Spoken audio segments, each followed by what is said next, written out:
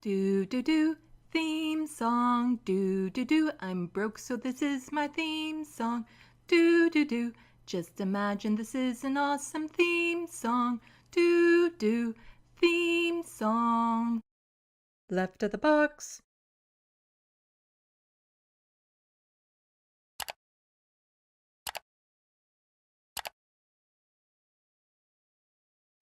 Hello, welcome to Left of the Box. Bonjour, bienvenue. I'm Sandy. Welcome everyone to this very special live stream that I have planned for you today. Today's focus, the entire live stream, will be on the National Day for Truth and Reconciliation, also known as Orange Shirt Day. So normally I do like a lot of banter, talk a lot about myself in these live streams, but I really want the focus to be more on the, the truth and reconciliation, informing people a little bit more about what it is. I have a lot of articles to go over, stories to share, news that is related to it, all that sort of stuff. But I will still try to get to people's comments and see how everyone is doing, because I also love building a community here in the Sandbox. Because in the last live stream, somebody was asking me like about what is white culture, and there is no white culture because it depends on where you are, Irish, Dutch, Swedish, Italian, French. But then it's kind of like, well, what is Canadian culture? And I think the best answer I have for that right now is Canada's culture is capitalism. It will take and exploit whatever it can to make a dime. It will appropriate aspects of cultures from other places and put a brand on them and label them as something that they can sell type thing. And that's all Canada really is a front, Justin Trudeau does a good job of selling the country to other countries type thing. But when you start peeling away the layers here in Canada, you really start to understand what this country really is all about. And to me, when I started to learn about Canada, what this nation is, the biggest lie was its relationship with Indigenous peoples and what this country did to Indigenous peoples. And it's one that this country has not come to terms with. And it needs to. Like, we have the truth and reconciliation thing, which I'm going to get to, but it's not enough to just have words on a paper. There needs to be actions. Because we can never, solve the harms this country is currently committing if we don't take full accountability of what this country has done and what this country is doing. And, Canada has a very dark side, despite it constantly being put on the list of like, ooh, it's in the top 5 most desirable countries in the world and all that sort of stuff. Well, it really depends on who you're asking. And so I felt it important to, just acknowledge today and have today about truth and reconciliation. And with a lot of politicians, a lot of news organizations, a lot of corporations, it really is very performative. But I would hope that people who are familiar with my channel know that it's more than performative to me. I'm not doing this out of a sense of I should, or a way to make money, because videos about Indigenous issues don't get that many clicks, but I still feel it's important to do it. I do it because I want to, because I feel it's important to learn as much as I can about this country and to acknowledge what this country has done so that I can better push back on what this country is. And so all through the past year, it's been almost, I guess it has been a year now since I've been doing live streams. You can go back and you can see plenty of clips I've done about Indigenous issues, and I will continue to do that because, I have a full docket today of things to go over, just about residential schools and denialism of it and all that sort of stuff. I could spend hours and hours on all different aspects of the history about it. So, I try to spread it out throughout the year, and when it comes up, I bring it up in a news story because, this country is far, far more racist than what most people here know and what most people outside of the country know. So I hope that tonight's live stream will be an informative one and that I can make it a little bit interesting. But first, let's check the sandbox. We have Hermit Horologist, hi Sandy, and John Martinez. Hello Sandy, love the shirt and the support. Yeah, this shirt here is says every child matters. And this is one of the things that, settlers that want to show support should really pay attention to when they get this sort of thing is don't buy it off Amazon. Make sure that the money, the proceeds of the shirt goes towards an Indigenous organization. And so I made sure I got this at a multicultural festival from an organization that supports Indigenous people so that the proceeds would go to that. And it is important that when you do, like if they're a settler and they want to do the performative thing, at least at a bare minimum, make sure the money is going to support the cause. Because there is so much performative aspects of what this country is, especially with the Truth and Reconciliation. Because, like I said, the Truth and Reconciliation is just a bunch of paper right now, and we'll get into a little bit of it. So it's quite common for politicians and officials in like the academic class to do land acknowledgements. But those are really empty words unless it's, met with something. How about what are your actions towards giving the land back? How about that? Instead of just saying it, like I feel people should know the names of the land that we are currently inhabiting. And so I feel like that should be part of the curriculum, that people should know what the names of the city you were in was originally called. And I do feel that's important. But to have a land acknowledgement for the sake of performing some sort of accountability with no actions behind it, it's kind of shallow. So it's important for people to really push back and be like, okay, so what are you doing about it? Push back on the politicians. Ask them, what are you doing about it? Because, there was over 90 actions that the Truth and Reconciliation report said should happen. Only a handful have been done up to this date. And that was done back in 2015. This report was completed. So, yeah. So we do have a lot to go over today because there has been stuff in the news about it. Or about residential schools, residential school denialism. And I want to get into all that, plus with just for people who don't know about the National Day for Truth and Reconciliation, aka Orange Shirt Day, a little bit of history and story on that. Okay, so I need to fix my necklace because before it gets tangled. Sometimes the chains, it doesn't sit where I want it to sit. I want it to sit here, but the chain is too long, so I try pinning it back, and then it slips, and it gets caught in my hair. And anyway, not important.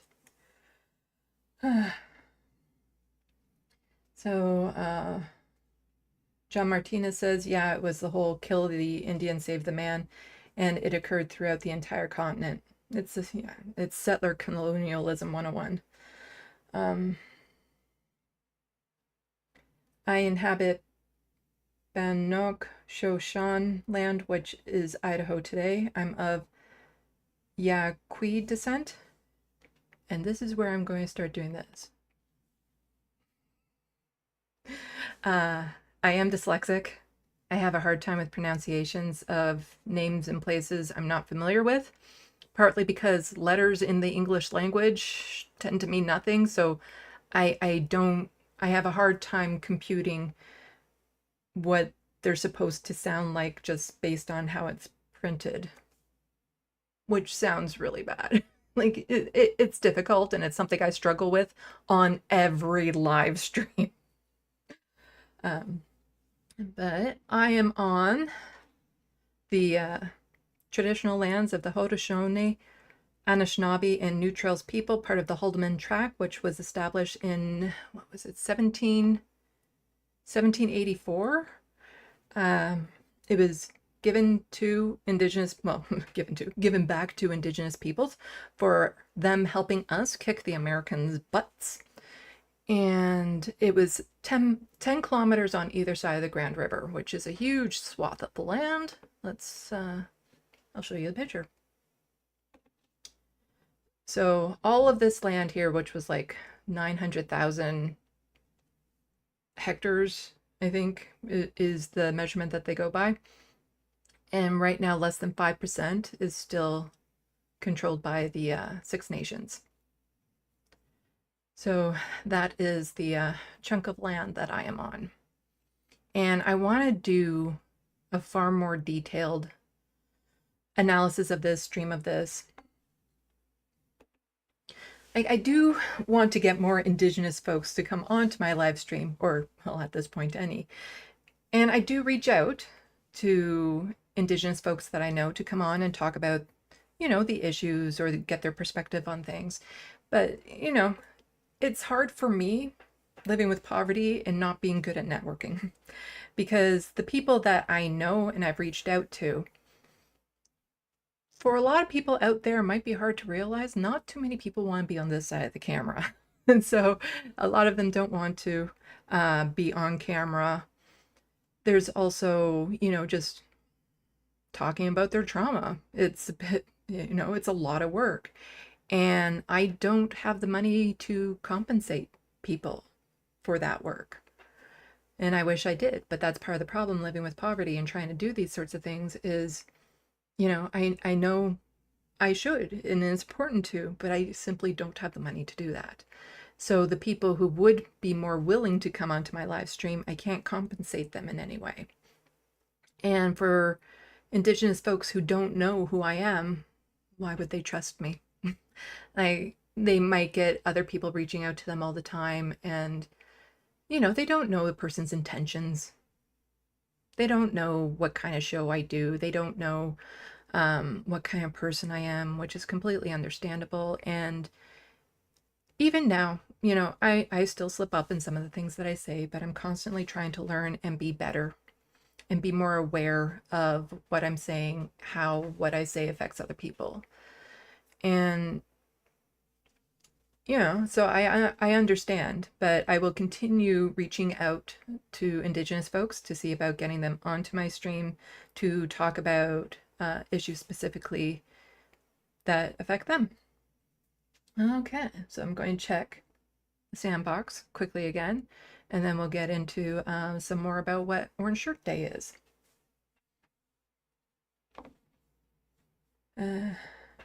JB, hey S, nice to see and watch a Canadian content creator. YouTube seem American dominated. Also, sorry, the malls of Toronto today are open. Nothing should be open. My opinion, increasing the respect. I'm going to touch a little bit on that. So it is a National Day for Truth and Reconciliation. So it is a holiday on the federal level, but not necessarily on the provincial level, depending on which province you're in. And there's actually a little bit of news about that right now that I'm going to be covering in just a little bit.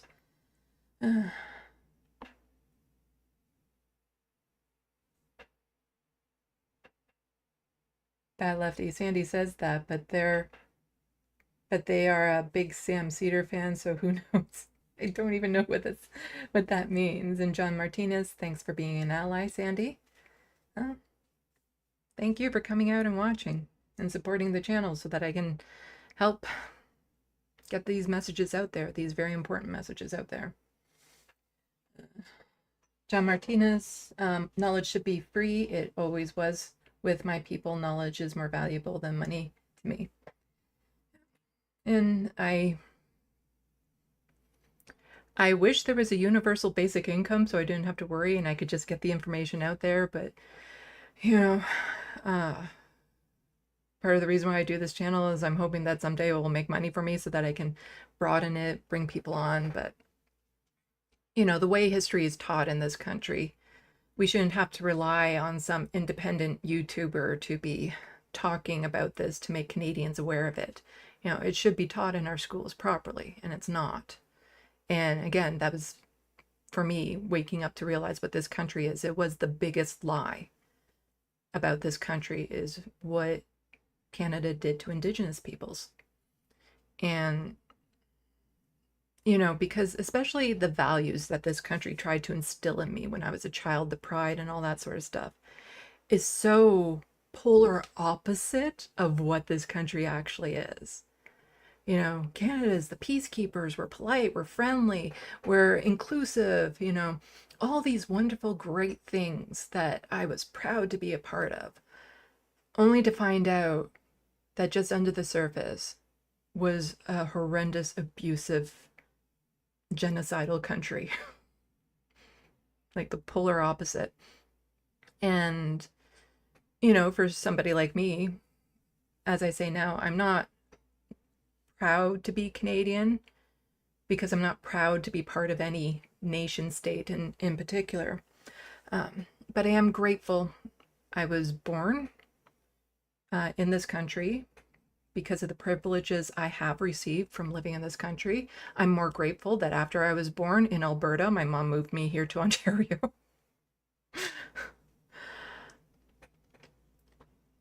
And there are aspects of this country, like small aspects, that I do love. And it's more about the people that I come across than it is about anything to do with the nation state. And it's the communities we build together, because part of the reason why a lot of people want culture is they want to belong to something. They want to be part of a group. And when you're taught that the culture you believe you're part of is actually nothing like what you imagined, you can feel a little disconnected and seeking to be part of something else. And I think it's important that people just build cultures through community, through friendships. Like, I guess I'm fortunate that I'm part of the LGBTQ plus community because there is cultural aspects to that I belong with, symbols and traditions and things of that sort. But what does it mean to be Canadian? I don't know. There's no monolith. But all I can say right now is the culture of Canada is capitalism. It's nothing more deep than that. It's just sheer capitalism. Bad Lefty, you can be proud of not being a Brit, at least. We're a constitutional monarchy. We still have royalty on our coins. So it's not like we're that far off.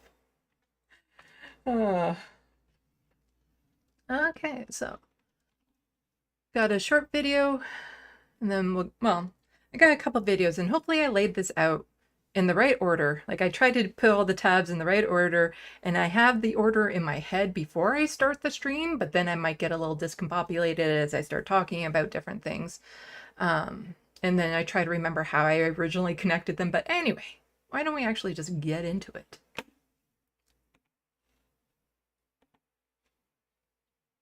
So this first is a little clip that I found on Twitter, just explaining what Orange Shirt Day is from the person who kind of initiated it. And also, please note the phone number here, the Indian Residential School Crisis Line. If you're part of the Indigenous community and you need support, don't hesitate to call that line. Phyllis Webstad Rensquest, Strachem Chatlum Stlakwan. Hello everyone, my name is Phyllis Webstad. I am from the Kennu Creek, Dog Creek First Nation. No matter how much I cried or objected, they wouldn't give my shirt back. And that's where Every Child Matters comes from, is how I felt when I was there that year at residential school, that nobody cared whether us kids were crying, that we were lonely, maybe we were hungry, we were sick, we were sad. When I see anyone wearing an orange shirt, what it means to me as a survivor is that you care. It's like a little bit of justice. Wade Huachwaida, Phyllis Webb.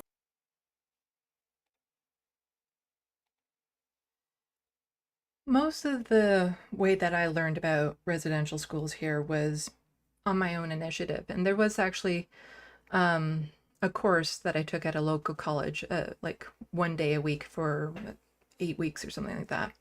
That back when I had the money to participate in something like that, I did. That taught me so much more about what residential schools were than I was ever taught in my entire life. And so something that would happen to the children as soon as they arrived at these schools is their clothing were taken away from them, any sort of identifying jewelry, their hair was cut, and they were forbidden from speaking their own languages. And so immediately they were just trying to strip away their culture.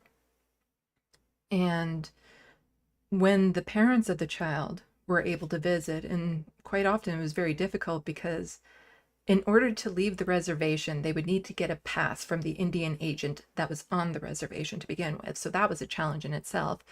You know, most of them lived with dire poverty, and they would have to travel hundreds of kilometers just to get to the school that their child was taken to.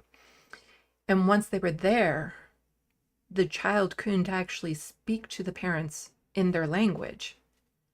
And they would have the teachers and stuff would be standing outside the door listening, and if the child dare speak their own language to communicate with their parents, they'd be severely beaten afterwards.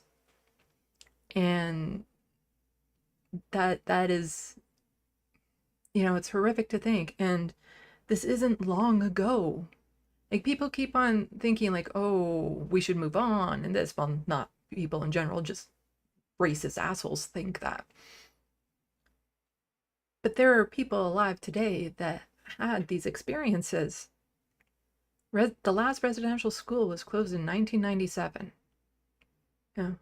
I could have been a child at one of these residential schools had I been born in a different location in this country. So, you know, this isn't a long ago history. This is current. And just because residential schools went away didn't mean that that type of treatment went away, because then it got changed into day school and then the foster care system. And this government is still working on ways of erasing Indigenous identity across the board.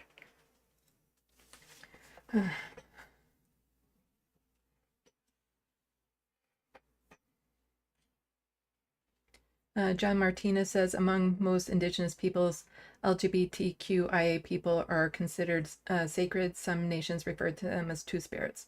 Yes. Up here in North America too, we have, or in Canada, we have that phrase as well, two spirit. Let's see. So let's cue up the next video. It goes into a little bit more detail from a survivor. Do this, and I do this.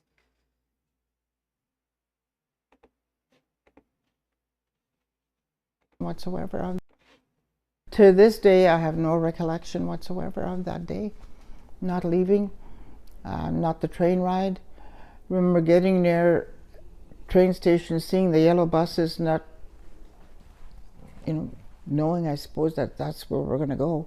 It's a day Belinda Vandenbroek has blocked out. Fear, just absolute fear. I didn't know anybody except my sister and my brother. Her first day of 10 years at McKay Indian Residential School in Dauphin. I knew I was Indigenous, but I really didn't know anything else. Now, Vandenbroek wears an orange dress, symbolizing the residential school survivors like her, their families, and the children who never came home.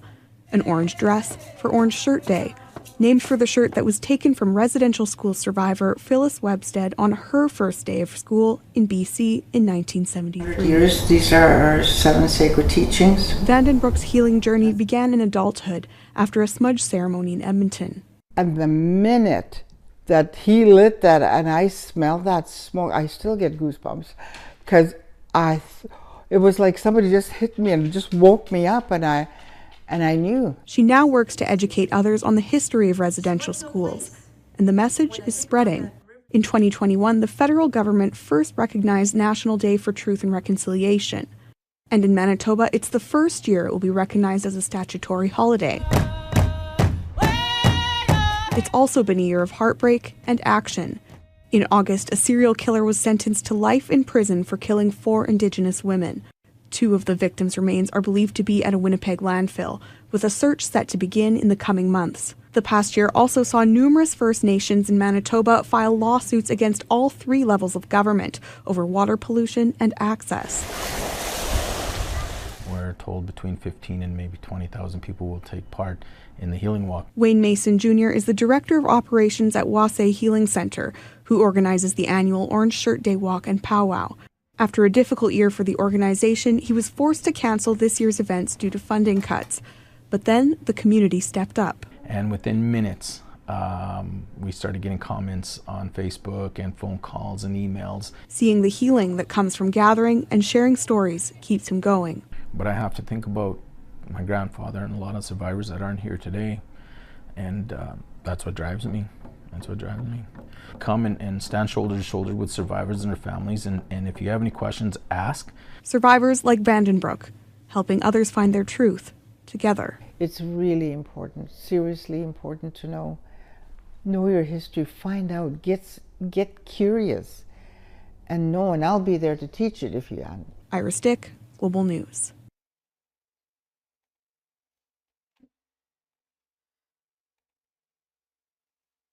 Okay, just a little bit more on National Day of Truth and Reconciliation.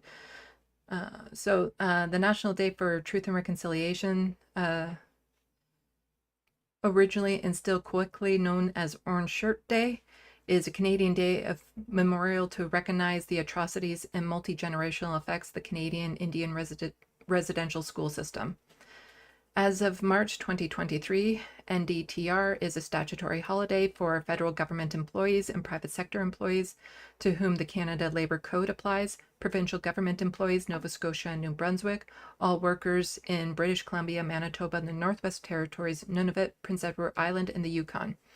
The Truth and Reconciliation Commission, established to document the effects of the residential school system, ran from 2008 to 2015 and concluded that the attempt to forcibly assimilate Indigenous communities was a cultural genocide. Orange Shirt Day was first established as a day of observance in 2013. The use of an orange shirt as a symbol was inspired by the account of Phyllis Jack Webster, whose personal clothing, including a new orange shirt, was taken from her during her first day of residential schooling and never returned. The orange shirt is thus used as a symbol of the forced assimilation of Indigenous children and the residential school system enforced. The day was elevated to a statutory holiday for federal workers and workers in federally regulated workplaces in the Parliament of Canada in 2021 and named National Day for Truth and Reconciliation in light of the claims of over 1,000 unmarked graves near former residential school. And we'll be getting a little bit more into that, but I just wanted to get down to provincial territory government recognition. The governments of British Columbia, Manitoba, Nova Scotia, Northwest Territories, Nunavut, Prince Edward Island, and the Yukon added September 30th to their relevant legislations as a holiday to some extent. As of March 2023, NDTR is a statutory holiday for all workers in British Columbia, Northwest Territories, Prince Edward Island, and Yukon. So my province, Ontario, not on that list. Not surprising. This is a little bit more on the Truth and Reconciliation report that finished in 2015. So Orange Shirt Day was basically an action. It was a call to action. So it represents a call to action that this report says should happen. And again, this is something that the Canadian government loves to prop up, like, oh, we did this report, look at us, aren't we so great as a country, we are recognizing the history of our country, blah blah blah. But what have they actually done of it? You know, they had this report, but what has been done? So this article is from December 23rd, 2021, so maybe there's been a massive change in the past 3 years. Not only has work on reconciliation been slow, but it's been pretty much symbolic, says special report from Yellowhead Institute. And like I said, the politicians that love to celebrate this day, but keep it shallow. Like they just kind of recognize it this one day, wipe their hands of it, like they've done their part, they can move on and think of other things. Whereas this is just one day of many days. You should be including, talk of truth and reconciliation whenever it comes up. Like there's so many relevant topics that we talk about in this country, and we need to be including talk of reconciliation in that, because it's one thing to have the truth and we're learning more of the truth, but what is this country doing about it? Like there is no possible way, like none, to ever make amends for the harm this country has caused. None. But it needs to do something to start, making the lives of the Indigenous folks today better. Like this country really just needs to listen to whatever they say they need and give it to them. Like that is it. They just need to give them whatever Indigenous folks say they need to heal, this country needs to do. It doesn't matter how much it costs. Because again, in this country, you'll hear things like, oh, in the Supreme Court of Canada, there was a ruling in favor of residential school survivors, or Indigenous children not getting the medical care that they needed, and all this money was awarded to them. But then you don't usually hear that afterwards, Justin Trudeau, in particular this last little while, decided they appeal it. They don't just, accept it, they appeal it. And they spend more money fighting these court battles than it would have cost them to just do the payouts in the first place. So back to this article. Oh, and this is also from APTN News, which is a fabulous resource if you want to learn more about Indigenous news stories here in Canada.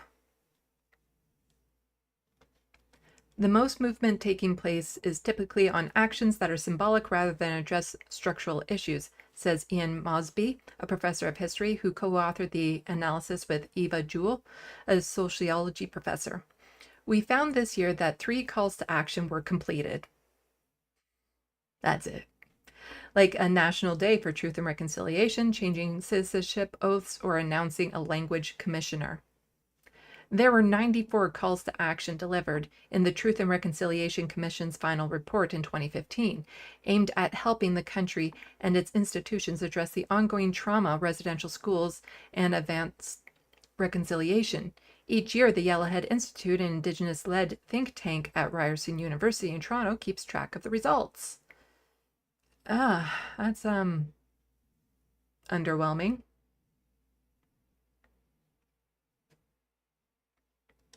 This year's Calls to Action Accountability, a 2021 status update on reconciliation, is the third in a series. It says the Trudeau government has only completed 11 calls to action so far. Mosby sees the results over the past 6 years as disappointing. These calls completed this year were all things that don't actually change the everyday lives of Indigenous peoples. Mosby adds in an interview, they particularly aren't the most important calls, the legacy calls, which are about addressing structural issues like in child welfare or in education or in health. And that's where we see the least progress. Executive summary. The report's executive summary says the federal government's changes benefits itself. With each passing year, Canada opts to perform reconciliation in an effort to shape benevolent reputation rather than enact substantial and structural changes that would rectify ongoing harms and change the course of our collective relationship. Mosby and Jewell are also critical of the timing of the government's progress. 3 calls to action were acted upon in 3 weeks following the first revelations of children's graves outside residential schools. They write in their summary, this is more movement on Canada to action in 3 weeks alone than in the last 3 years. Yellowhead Report. APTN News asked the Department of Crown Indigenous Relations and Northern Affairs to respond to Yellowhead to the Yellowhead report. It did not provide a response or a list of completed calls to action by the deadline Thursday. Of the 94 calls, 76 require action by Ottawa. The Trudeau government has said it has completed 16 of the 76. Prime Minister Justin Trudeau did address the pace of reconciliation in the mandate letters he penned to his 34 ministers that were made public last week. He says his government must move faster on the path to reconciliation with First Nations, Inuit, and Métis people. The letters add, "We know that reconciliation cannot come without truth, and our government will continue to invest in that truth." Trudeau directs every minister to implement United Nations Declaration rights of Indigenous peoples. That there is actually in the news for other reasons right now, because in British Columbia, they're having a provincial election, and the Conservative leader of that province says that if they get elected, they're going to totally discard this in their province. The United Nations Declaration of Rights of Indigenous Peoples. He's just totally going to completely discard everything about that in their departments and work in partnership with Indigenous peoples to advance their rights. Mosby and Jewell say the truth is that there are still too many systems in place that actively harm Indigenous peoples, particularly the most vulnerable. Real and meaningful transformation change to underlying systems of oppression, not just individual tinkering around the edges of a broken colonial machine, is therefore required, they write. Mosby and Jewell said real reconciliation will be achieved when the system of oppression no longer exists. We will arrive at reconciliation when Indigenous peoples in this country experience, at the bare minimum, a living standard that reflects their vision of healthy and prosperous communities.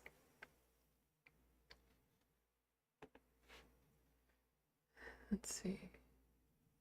Just going over some more, seeing what's next on my list to make sure that I'm keeping in the flow. And I'm sorry that a lot of this is going to be me reading. I wish that there was more videos that I could show you, but I also don't like just taking other people's like fully made videos and showing them on my channel. Like little clips here and there, that's fine. But, if somebody were to make a documentary about this, I would direct people to it if I knew about it, but I don't exactly want to show it on my channel. So there are still some clips that we will be getting into, but it is basically me going to be reading and showing resources, which I totally forgot to put in the description like I always do. So if there's anything you want in the sandbox, let me know and I'll toss the link in there. Otherwise, after this stream, I will put all the links to relevant articles and websites in the description box below. So that people can read up more on these if they so desire. And I'm just going to take another quick gander at the sandbox and welcome everyone who has joined into the stream. Hello, anti-corporatist and bad lefty. Soul Life, hello. Lady Badash. JB, I hope Ontario eventually does better at recognition and soon. Not with a conservative government. We'll get into that in just a little bit. Let's see. I was also at the powwow last weekend. It was a lot of fun. I love going there. I volunteer with Amnesty International and we had a booth there. So it was, it's always fun energy, amazing outfits. Great way to spend a day, and just the drumming in the background is so soothing to listen to and everything, and seeing the dancers and whatnot, and being able to purchase things from Indigenous artists. I wanted to buy a t-shirt, an Indigenous printed t-shirt that was gray, because the orange shirt is important, but this is fluorescent orange. But they had a gray shirt with Indigenous symbol, and then that money went to the university here to their Indigenous studies. Again, that's the thing about living in poverty. It makes it hard to partake in activism because the things that you wish you could do usually require money to support others. Shemagli is in the chat. BCAT K, Sandy, orange is lovely on you. Hope you're feeling much better. I am, although I will still get into a random coughing fit every now and then. And I'm going to, again, put this up there. I figured I might as well just make this into a graph considering. And there's some indigenous words I've been able to practice over and over to get, like Wet'suwet'en, because I did a video about that long ago when I was still doing just video essays only. But most of the locations, band names, and stuff that we're about to get into, I cannot pronounce. I will try my best. Please forgive me. Lady Badass, Sandy, your shirt is brighter than my future.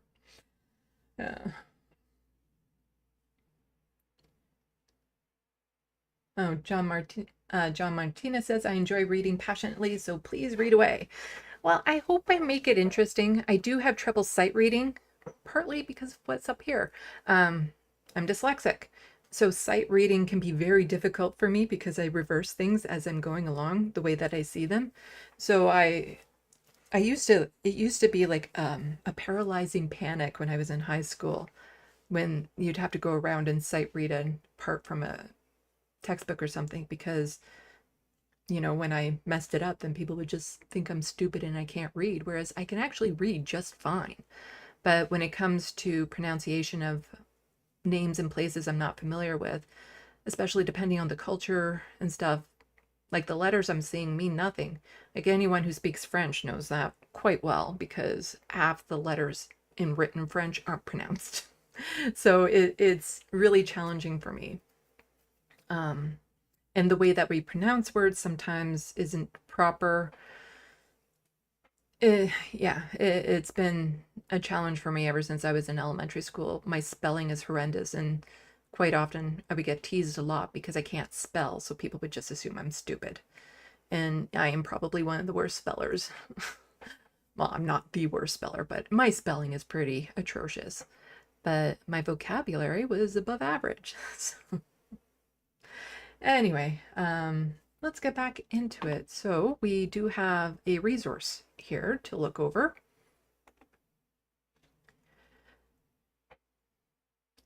Anishinaabe Nation.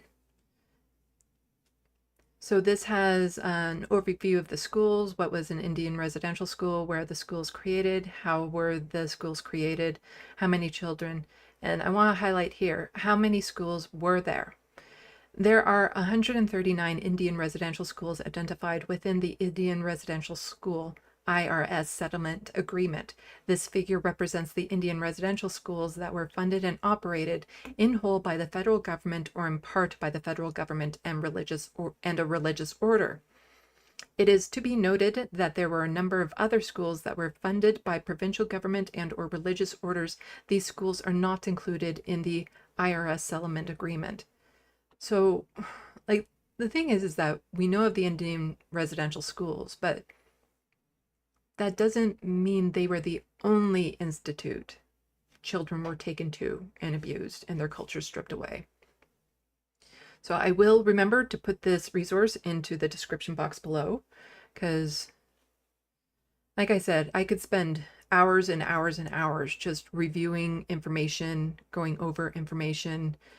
There's so much to cover when it comes to what Canada has done to First Nations peoples. But back when the Kamloops School, the 215, was first identified, right after that there were a couple other schools that also were identified, and I made a video way back when about it, a couple videos. One video wasn't even about it, but then I ended up talking about Justin Trudeau's government, and then the news about Kamloops, where the discovery of 215 unmarked graves had just been announced, and I mentioned it, and I absolutely completely broke during that video that I made. And then I made another one about Canada's, dark history. And I also made this at that time. And part of the heartbreaking thing about this image that you see here, this So the three schools up at the top are the tip of the iceberg. They were the schools that were recently in the news at that time. And I found a list of all the other schools that I copied and pasted into Photoshop and placed. I had originally planned for all the names to be on the iceberg, but there were simply too many names of schools to fit just on the iceberg, even in teeny tiny font. And just the realization of like just how extensive this was. Because remember, Canada is not a populous, like well-populated country. You know, the population in Canada, it's not extremely high. And to have, you know, almost 140 residential schools across this country over time, like not all of them are open at the same time, of course, but still, it is a shocking number of schools that were established across this country, designed solely to do the cultural genocide, to strip away the culture from children and, you know, erase that part of who they were. And it's had consequences that, you know, repercussions that go on till today. And again, it's just even as they were saying, it's the systemic issues within this country that still aren't being addressed by the government. And as I always point out, because in that video that I did about Canada's genocides, I counted how many schools were open during a certain period of time. And over 60 residential schools were at some point operational while Justin Trudeau's daddy was prime minister. So how much do you think Justin Trudeau himself is going to work on that reconciliation when it means potentially putting his father on blast? It's not going to happen.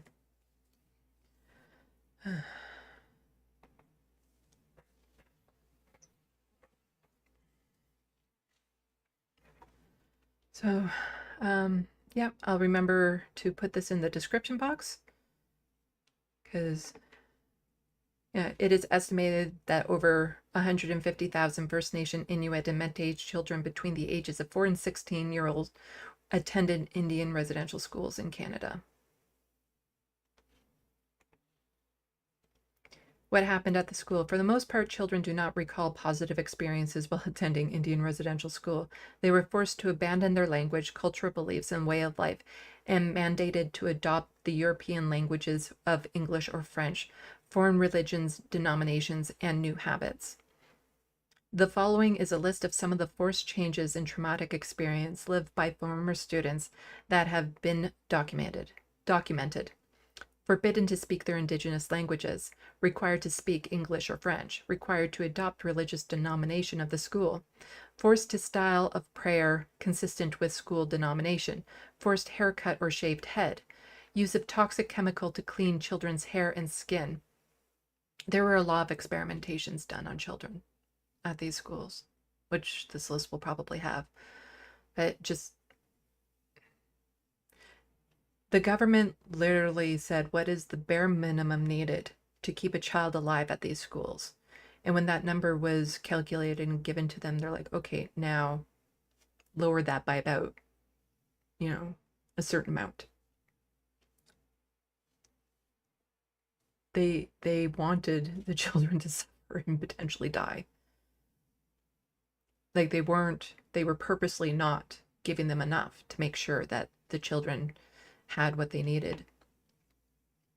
Forced to wear a uniform as designated by the school, forced to shower, no access to bathtubs, lack of nutritious diet, that was actually part of the experimentation, insufficient quantities of food, serve spoiled food, segregation based on gender, brothers and sisters, no contact. Yeah, families that were brought into, like siblings that were brought into these schools, they were not allowed to talk to each other even, to break their family bonds. Sexual assaults, forced abortions, one leads to the other. Electrical shock, St. Anne's School in particular had a crudely made electrical chair. forced feeding of own vomit when sick, exposure to freezing outside temperatures with improper clothing, withholding medical attention, exposure to contagious illnesses, student with tuberculosis not segregated. We'll get a little bit more into, the deaths that occurred at these schools, but it wasn't just the deaths at these schools, because a lot of the children were infected with illnesses, then sent home, and then they died at home. So those numbers aren't included when you see how many children died at these schools. Forced labor in unsafe work environments, vilification of cultural traditions, use of racist language to address students, withholding presents and letters from family. Yeah. When did the last school close? Oops. The last Indian residential school closed in 1997. Kivalik Hall operated between 1985 and 1997 in Rankin Inlet, Nunavut. There is often misconception around the last residential school. Kivalik Hall was not originally part of the Indian Residential School Settlement Agreement. It was added at a later date and is sometimes overlooked as the last federally funded Indian residential school.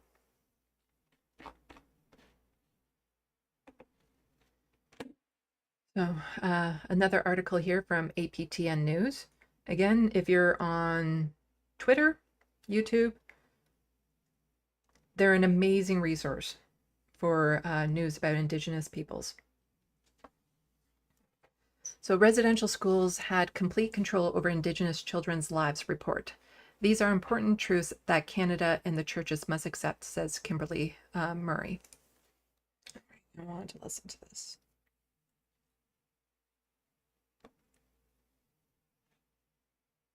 For joining us. This is an exhaustive report, more than 200 pages. As I mentioned in the intro, one of the conclusions is that these cemeteries at former Indian residential schools are evidence of genocide and mass human rights violations. Can you talk more about that? Absolutely. And first off, I just want to point out that survivors have been saying this for decades. And the Truth and Reconciliation actually put all the evidence in volume 4 of their final report. What I wanted to do with this report was to show the evidence by putting the images of the historical documents, the photos of the cemeteries, the photos of the maps that show that they existed. Because all of this evidence of genocide and mass human rights breaches have been buried in archives and hidden from the public eye. So it was really important that we put it out there so that Canadians can see for themselves. Yeah, this is a big report, lots of documents, historical records and photos, some showing children working in graveyards. Why was that something you wanted to include? I mean, it was a very difficult decision whether to include those highly sensitive documents or images. And after speaking with survivors and elders, they said it was really important to put the truth out there. Really important for Canadians to be able to see this evidence for themselves. The report also mentions a lack of care given to Indigenous children in their lives at residential schools had carried over to their deaths, where money was often a factor. Can you talk more about that? Absolutely. It was the driving force of the government to keep costs down. And so it was their direct policy that they would not send the children back home for burial if they died. And that happened not just in the Indian residential schools, but with all the other institutions that I identify in the report. They buried the children in common graves. They are buried in mass graves. And I put that evidence in the report where we see the invoices, we see the letters from the Indian agents. We see the conversations between the churches and the federal government on how the children were not to be returned home. And we know from survivors and families and communities that they were not notified of the deaths and they were not told where the children are buried. That is just so horrific. To have your child die at a school and then just never be told. And the true number will never be known because some of the children were sold off. Some of the children tried to escape but would die in the wilderness, die in the water. Some remains were incinerated, some remains dumped in water bodies. We'll never know the true extent, but so many families just had their children disappear with no answers, no closure. I just, it's devastating. It's heartbreaking. I can't imagine what these families went through.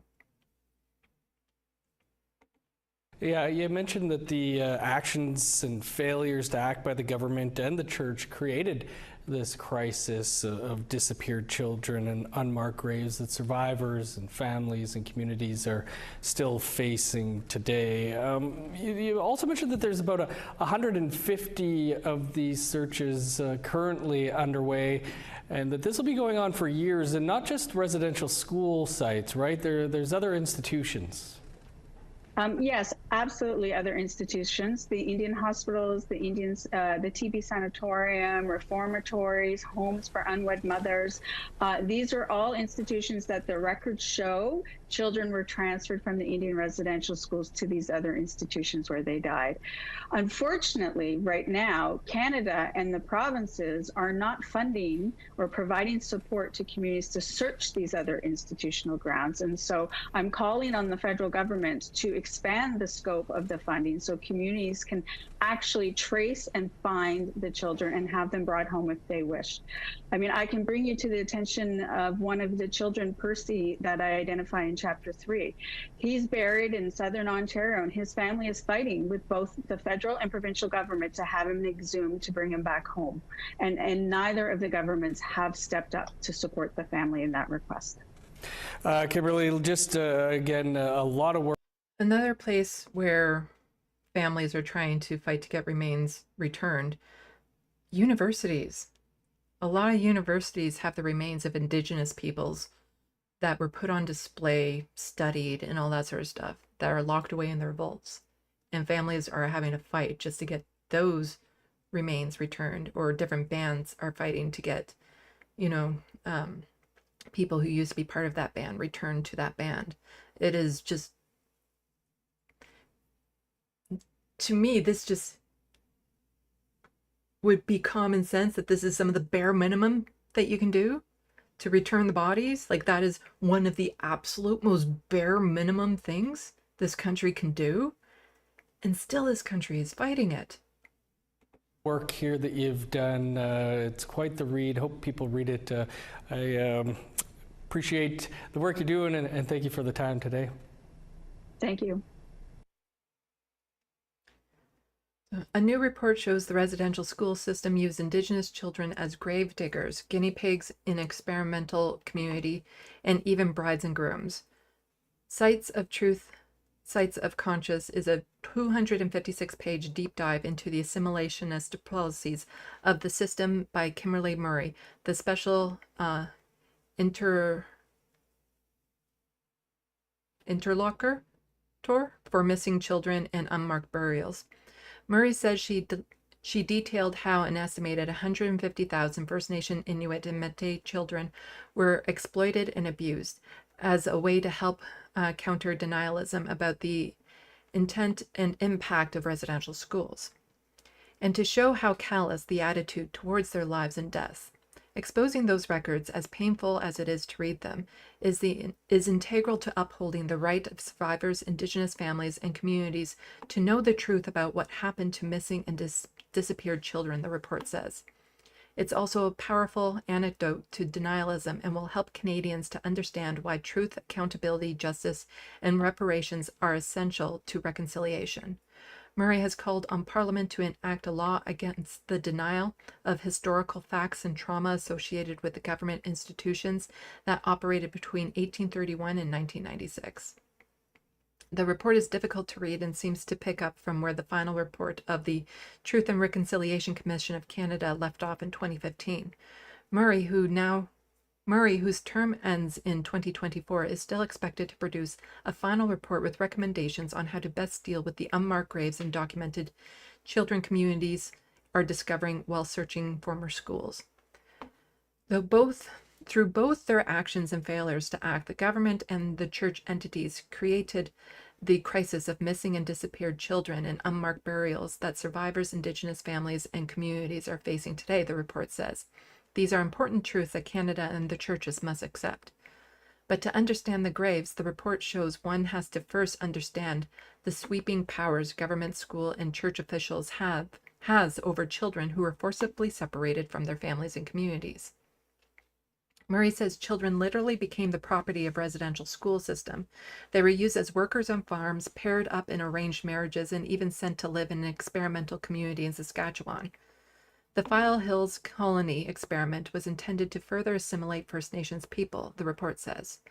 Officially established in 1901 on land that was part of the Pipikis Reserve in the File Hills Colony, was a showcase of settlement of married industrial school graduates isolated from older Indians who official feared could cause those discharged from Indian residential schools to return to their own cultures. The report says children of all ages were trafficked to perform manual labor, including digging graves, as part of the working out or outing system. I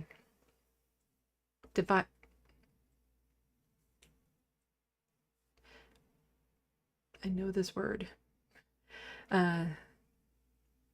Created by Indian boarding schools in the United States. They were forced to live and work in homes, on farms, and in businesses. Their work placements were always brokered by Indian agents and the principals of the institutions. The ones who were paid had to turn it over to the schools to subsidize the cost of their room and board, the report noted. Not that, they were, not that the government was spending much money on them. Female students who became pregnant were sent to rescue centers for unwed mothers known as Good Shepherd's Homes, where they were forced to earn their keep in the laundry. Some who didn't get pregnant were candidates for men at the File Hills Colony, with the match in most cases having already been arranged before young people left school. This sort of matchmaking is encouraged in all the Canadian boarding schools. When children died of disease, abuse, neglect, or other acts of violence at the schools, they were buried in area cemeteries and not sent home, the report says. Others were transferred, often without parental knowledge or consent, to other institutions such as Indian hospitals, sanatoria, psychiatric institutes, homes for unwed mothers and delinquent girls, reformatories, juvenile detention centers, penitentiaries, and prisons. They often died alone in these institutions without their parents or family members to comfort them, and were buried far away from their homes and communities.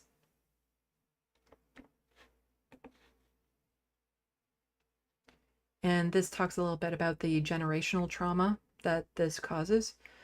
Residential school trauma can ripple through families for lifetimes. The effects of residential school upended Lori Bateman's life, but it wasn't her trauma, it was her mother's. Yet she and her 5 siblings paid the price. They were removed from their home on Sandy Bay First Nation in Manitoba for bad parenting to be raised by others. Bateman, who was adopted by a Winnipeg family, has been trying to put my birth family back together ever since. She reconnected with her birth mother and some siblings, but another brother and sister are nowhere to be found. A lot of this happened during the 60s scoop, where they just took Indigenous children away from their family and adopted them out to other families, often white families, settler families. And they didn't bother to track where they went, so families have no way of knowing where their children went, how to find each other. Some don't even know how many siblings they have. Like if they haven't been able to locate their parents to ask them.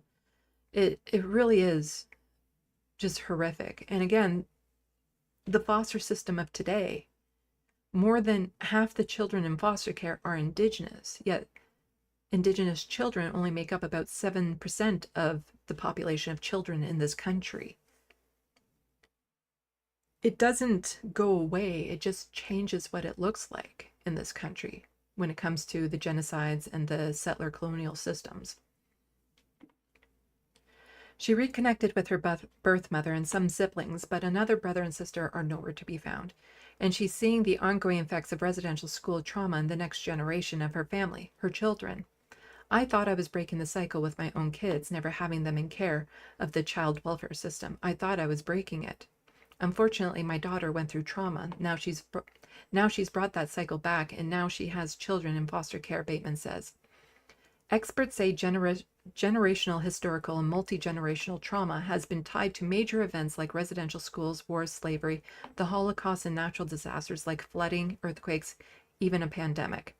It can also stem from personal trauma like childhood or domestic abuse, according to an explainer on WebMD, and experiences endured by specific cultural, racial, or ethnic groups.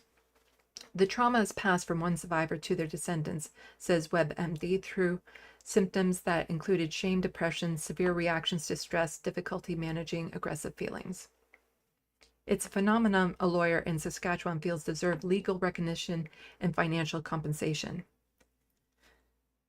Yeah, part of what the residential school systems did was, I think this article gets into it. If not, then I know one of the articles. Again, I get so many articles put in place that it's hard for me to remember which one says which, but talking about how it was the complete opposite. Oh, I think it's right in here. Okay. Why don't I just continue on with the article? It's just there's so much, even in this stream, even though I'm keeping the focus kind of narrow, that I still want to make sure I cover because, again, it is such an important topic that needs to get out there more. Anybody looking on knows two things, says Tony Merchant, who has proposed a class action lawsuit for intergenerational trauma related to residential schools. An absence of parenting skills was taught in residential schools. It was the opposite of good parenting. It was terrible parenting. Second, residential schools taught violence as parenting, not communication and leading and teaching. While the ensuing emotional and behavior reactions continuing to ripple through families, Merchant added. So, these children were brutalized and never taught what a loving family was. Like, that was just completely stripped away from them. Where are they getting the resources once they become parents to overcome that? This government definitely isn't helping out with that.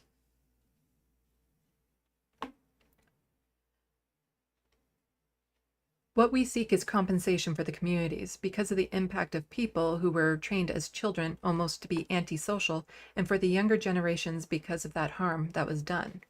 Of course, it could take years for a lawsuit to be approved and possibly settled or adjudicated in court, but Merchant feels it's worth it, noting the class size could outstrip the hundreds of thousands of residential day and 60 scoop settlement claimants combined. In a sense, it's everybody who's First Nations because they're all impacted at the reserve level, he explained. But the compensation would just go to people who have a family line to somebody who was in a residential school. Bateman says her trauma carried on through my adult life where I struggled in every aspect of my life. You don't feel you fit in being raised by a white family. It was a hard life. Once I met my birth mom, I felt like my life was complete. I really did. However, her adoptive sister's life recently ended tragically, in tragedy. Tammy Bateman of Rosu River First Nations was struck and killed by a police cruiser in Winnipeg on September 4th. Officers were returning a person to a nearby homeless encampment when they collided with the 34-year-old who was staying at the camp. I recently talked about this because in the span of just like a week and a half, 8 Indigenous peoples were killed by law enforcement in this country. And she was one of them.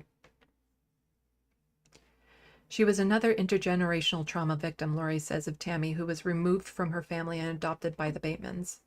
It was more of a struggle for her than it was for me, and I think that's what led her to go to the streets because she didn't feel like she fits in. Laurie says she supports a class action lawsuit. Any kind of class action money will never bring back anything, but it can help us heal. Laurie says the ability to afford counseling and other therapies. My mom lost all of her kids. She went through a lifelong trauma and then she died earlier this year, having that in her heart.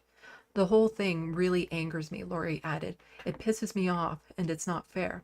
And unfortunately for a lot of families, the vicious cycle is still continuing.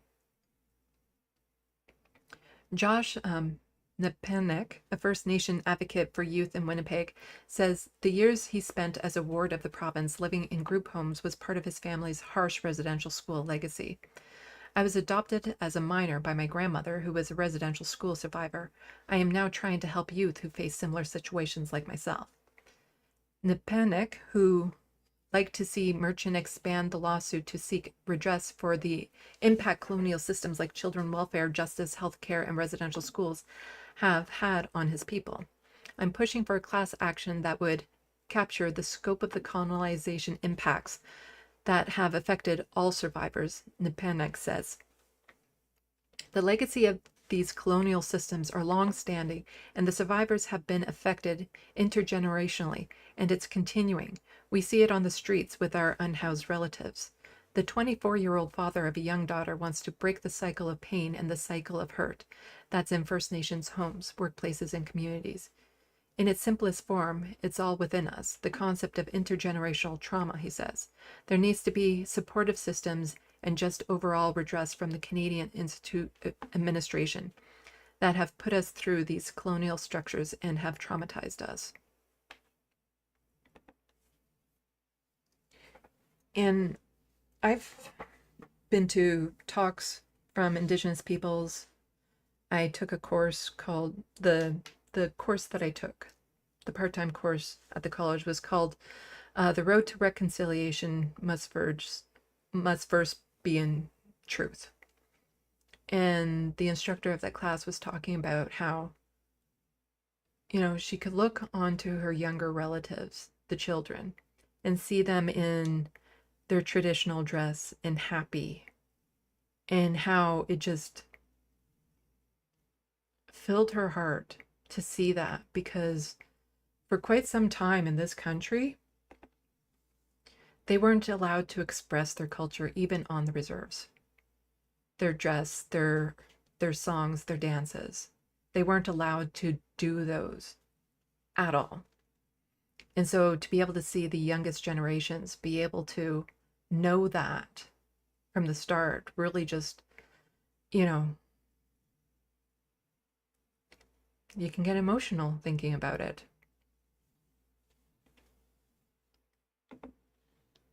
But in this country, especially with the tide of right-wing hatred that has been on the rise in the conservative parties across the country, more needs to be done to counter that. And Leah Gazan, an MP for Winnipeg, has recently tabled a bill. And so let's go to what she has to say about it.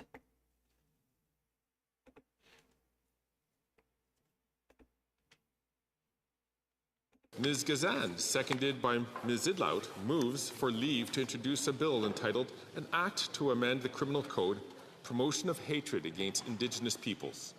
This motion is deemed adopted. The Honourable Member from Winnipeg Centre. Mr. Speaker, today I rise to table an act to amend the Criminal Code, Promotion of Hatred Against Indigenous Peoples. If passed, this bill would add to the Criminal Code the offence of willfully promoting hatred against Indigenous peoples by condoning, denying, justifying, or downplaying the harm caused by the residential school system in Canada, calling irrefutable historical facts into question. A genocidal project that was recognized as such unanimously in the House. Survivors and their families deserve to heal from this intergenerational tragedy and be free from violent hate, and we cannot allow their safety and well-being to be put further at risk.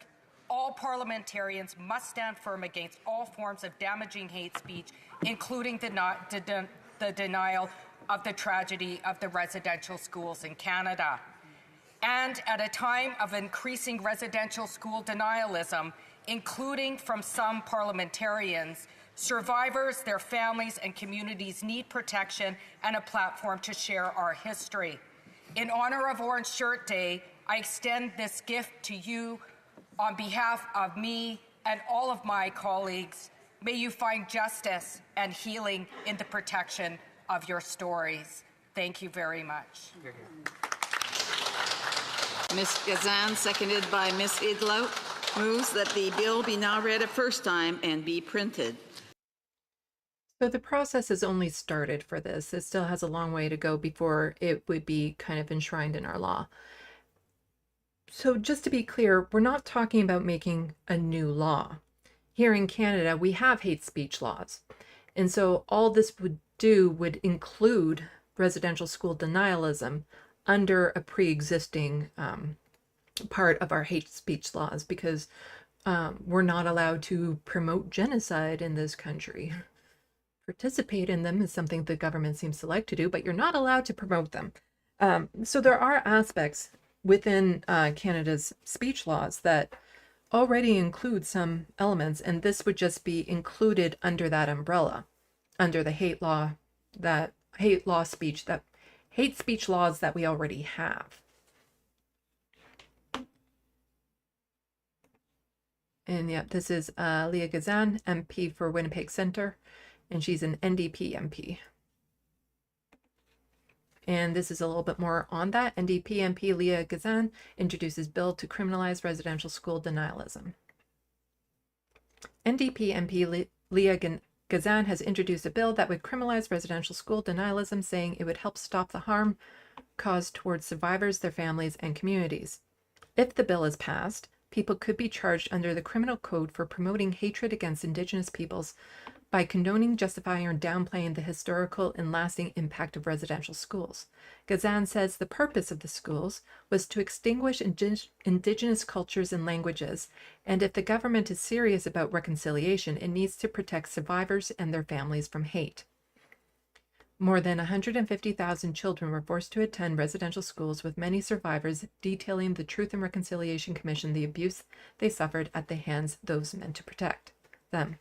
An estimated 6,000 children died in the schools, though experts say the actual number could be much higher, and I suspect it is much, much higher for some of the reasons I already touched on in this stream, of just a lot of the children went missing. A lot of their bodies were disposed of in ways that would leave no evidence. Again, it's horrific to think of. And, we can't go back in the past to families that aren't here anymore to ask them how many of their children didn't come home, because that would be a more accurate way of trying to find out. But, this has been going on for well over 100 years. So there's no way to go back in time to try to do that calculation properly. And of course, the records weren't kept and all that sort of stuff. Gazan says families deserve to heal from the intergenerational tragedy, and that parliamentarians must stand firm against people who try to discredit the stories of survivors. The introduction of the bill comes ahead of National Day for Truth and Reconciliation on September 30th. Now, here in Ontario, Saul Mamakwa is also trying to pass a bill to support Indigenous peoples. Oh, and I guess I'm jumping around a bit. Oh, sorry. So this is another article that I had about the residential school denialism. Why did I want to keep this one in after I just read that one? I need to see. This probably has like another little bit of information I wanted to relay. Let's just see.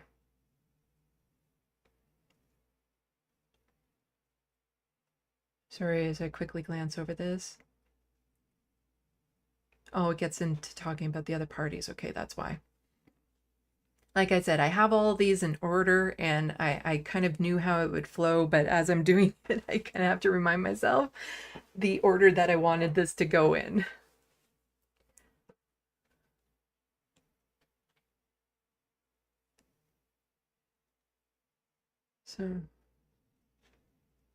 So Justice Minister Afri Varani's office did not say whether the federal government supports the move. We thank MP Leah Gazan for raising an important issue through her private member's bill, said spokesperson Chantal Aubertin. We look forward to reviewing the details of this bill as it is considered in Parliament. So to get a bill passed in Parliament, you have to go 3 readings, it goes to committee, then it has to do the same thing through the Senate before it can finally get, you know, it's a long process. The Conservatives have not yet taken a position on the bill either.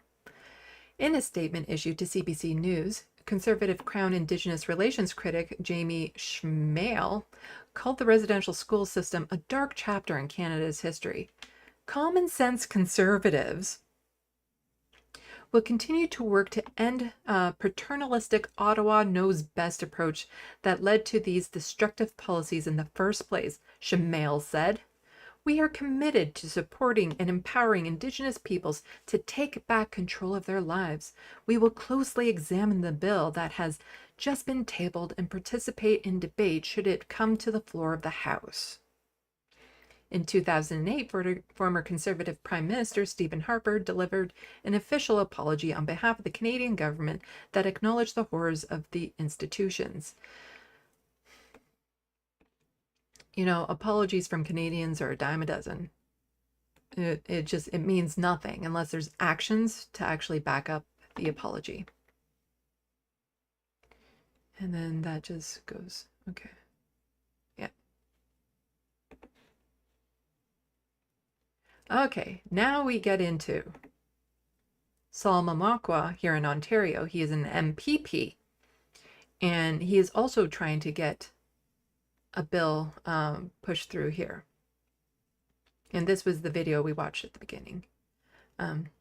Ontario's only First Nation representative at Queen's Park plans to soon table proposed legislation in his own Indigenous language to have the National Day for Truth and Reconciliation declared a paid provincial holiday. So like we were mentioning before, it's a statutory holiday on the federal level for federal workers, but not on a provincial level. And so Saul Mamakwa wants to make it also a statutory holiday on the provincial level. So it'd be like the official day off school, off work, all that sort of stuff. The day is a federal statutory holiday, but not a provincial one in Ontario. New Democrat Deputy Leader Saul Mamakwa, who represents the northwestern riding of Kiewit Nung, wants Ontario to follow the federal government's lead and says he hopes Premier Doug Ford Progressive Conservatives will support the idea. They won't. It's always First Nations who take the day off and do their thing and go.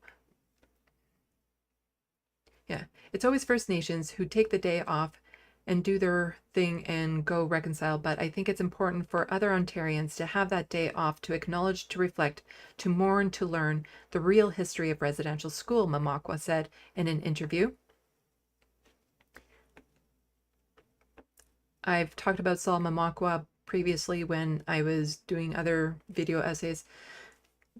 His name was another name I practiced really hard to say, so this one I know I'm saying right. The day recognizes the abuse suffered by Inuit First Nation and Métis people at hundreds of state and church-run residential schools across the country. It is a statutory holiday for federally regulated workers and employees in some other provinces such as British Columbia. The day is an evolution of Orange Shirt Day, an initiative started in 2013 and inspired by Phyllis Webstad's stories of having orange shirt her grandmother gave to her taken away when she arrived at residential school in 1973 at the age of 6. Mamakwa, who was forced into a residential school himself, said he's seen the horror of these institutions firsthand. Again, residential schools, the legacy of that isn't something far in the past. We have a member in the provincial parliament who is a survivor of a residential school. These, these are still very much impacting the lives of the people who survived these schools, their families. Like this isn't ancient history. This is the present. This is currently, the present. He plans to introduce a private member's bill in November to push for a provincial holiday. There's no wrong in it. It's the only right thing to do, said Mamakwa, who is from Kingfisher Lake First Nation. Rather than just a day of reflection, rather than just a day of mourning it should be more than that, where all Ontarians have a day off and they can learn about that day what Orange Shirt Day is, what truth and reconciliation is. Greg Rickford, Ontario's Minister of Indigenous Affairs, said he was not entirely persuaded by Mamakwa's idea, but did not dismiss it. Greg Rickford, Minister of Indigenous Affairs in Ontario. This guy.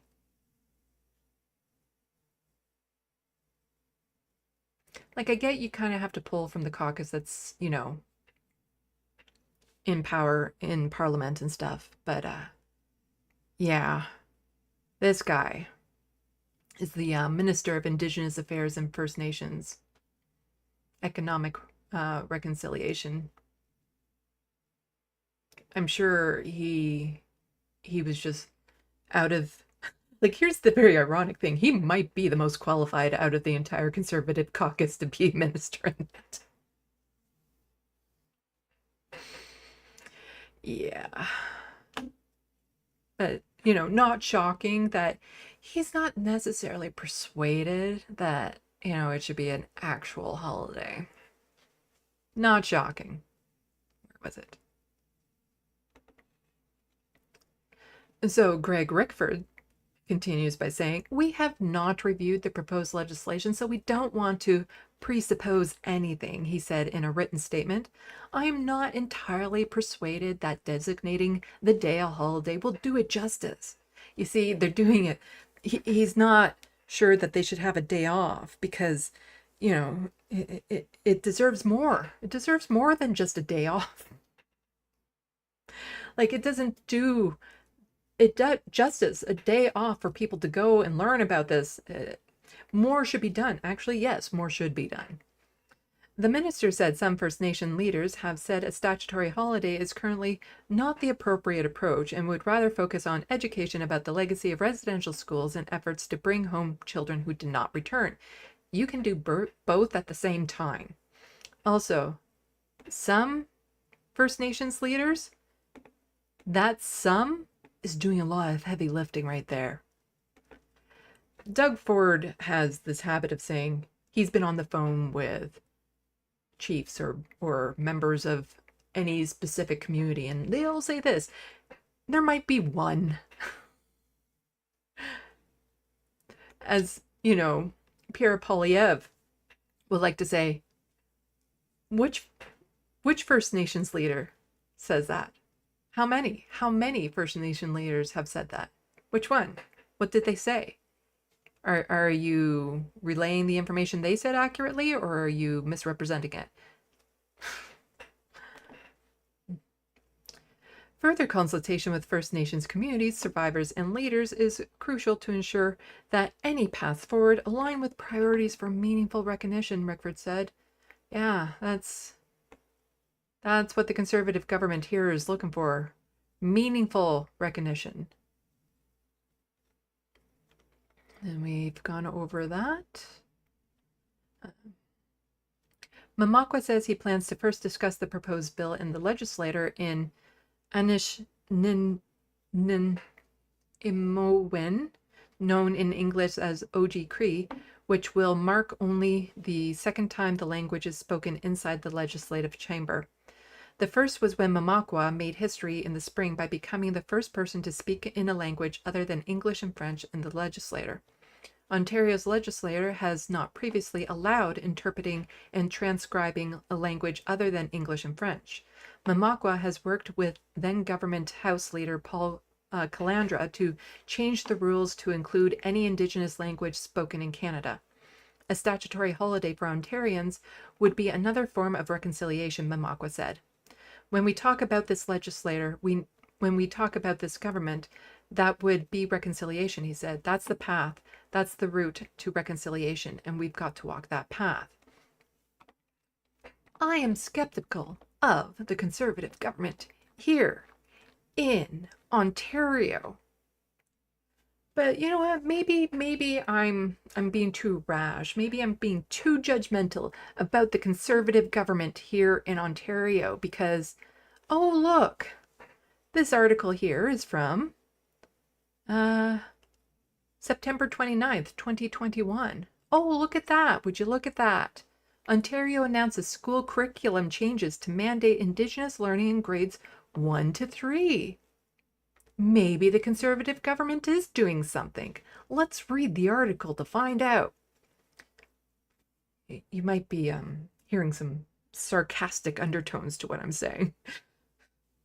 A day before Canada's National Day for Truth and Reconciliation, the Ontario government announced changes to the school curriculum, committing to strengthening Indigenous learning in grades 1 to 3 in the next 2 years, including an introduction to the residential school system. On Wednesday, the Progressive Conservative government said it hopes to address the current gap in Indigenous learning by addressing lessons about First Nations people in social studies curriculum for the first 3 grades by September 2023.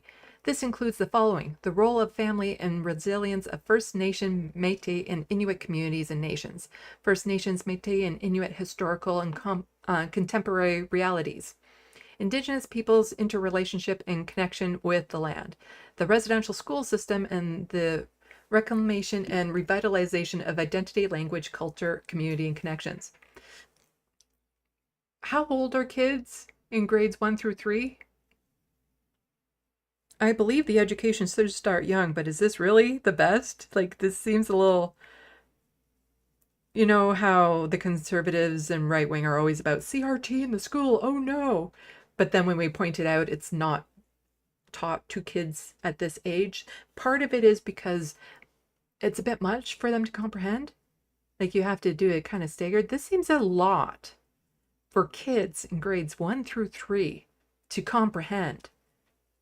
Like, I do believe, like I said, age-appropriate learning on this across the board, I absolutely wholeheartedly support. It seems a bit much, but, you know, should I give credit to the Conservative provincial government for doing this initiative? The province will also be offering Inuktitut as a language of instruction, elementary, secondary levels in Ontario's Indigenous language curriculum. The government says the changes are in response to the Truth and Reconciliation Commission's call to action. So, you know, maybe the provincial government, the Conservatives, are doing their part.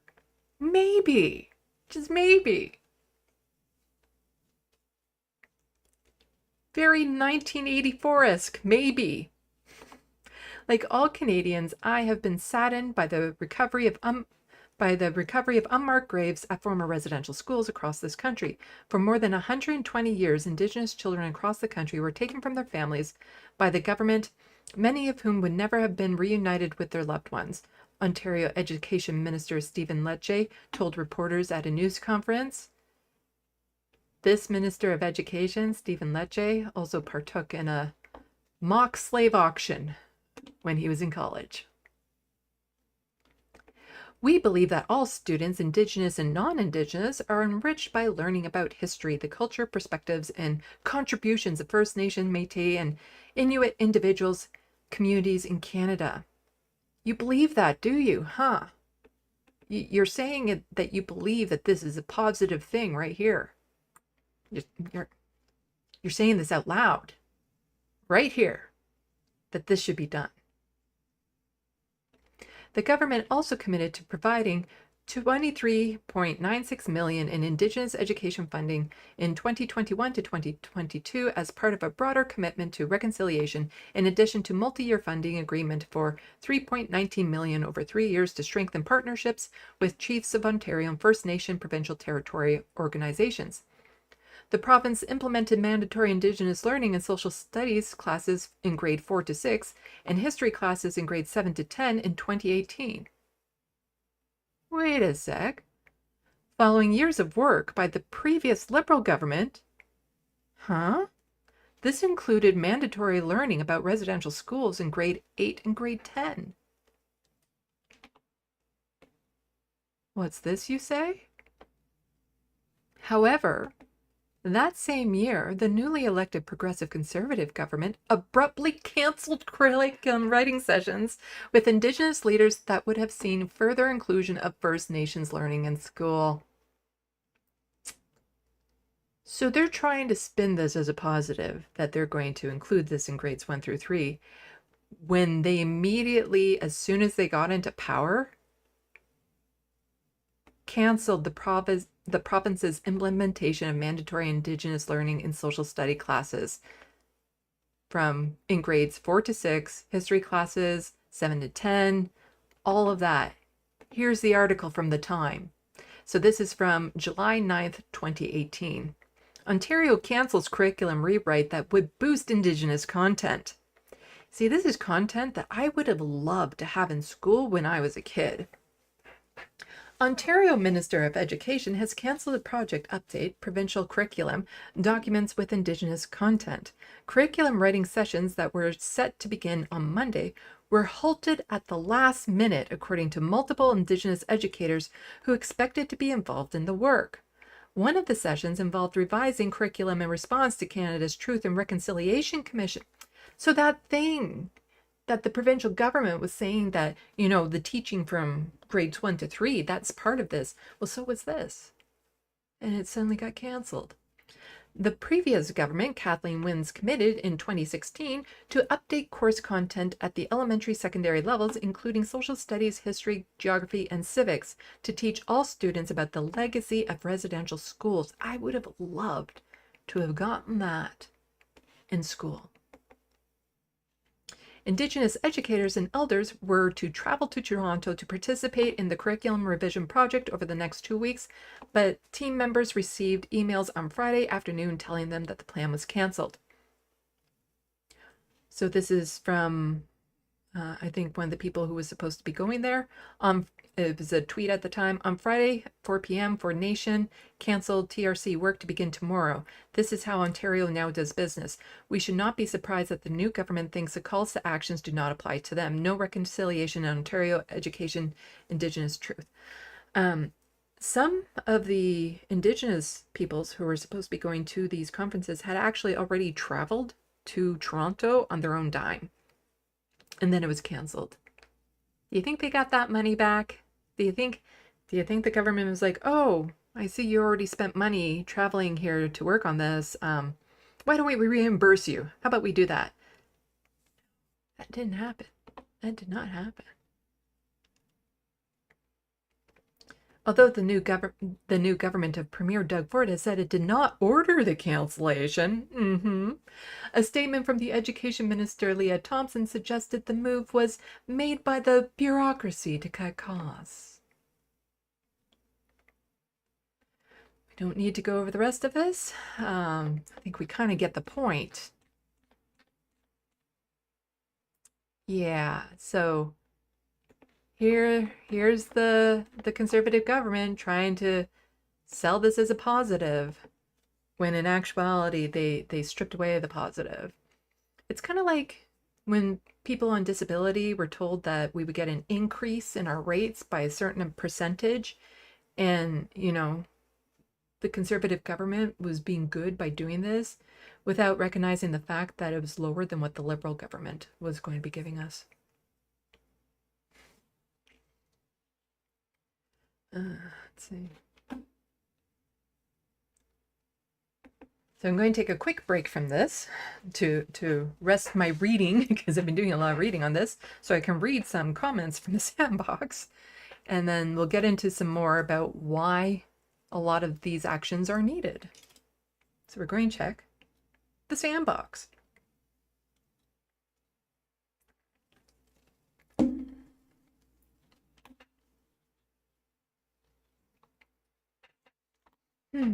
Welcome everyone who has since come onto the live stream. Glad to see you out. Let's see. Soul Life, I've been in top chat this whole time. Yes, be sure to switch it to live chat. I don't know why that's not the default. Looney Tunes 9000, Sandy is right. I don't know what you're talking about, so I'm just assuming everything. Let's see.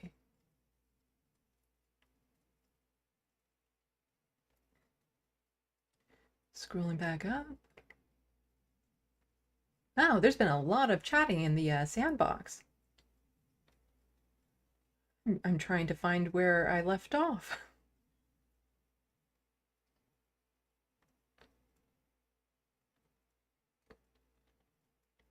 Well, I've scrolled up high as I can go. Ah, and that is where I left off, fortunately. Okay. Yeah, that's where I left off. Okay, I'm recognizing some of these comments. Let's see. As I then now scroll down.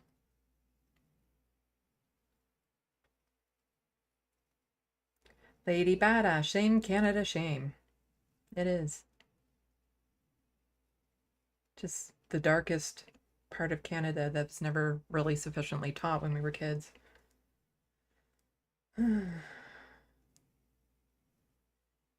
GD Dragon, hello. B-Cat is also in the sandbox.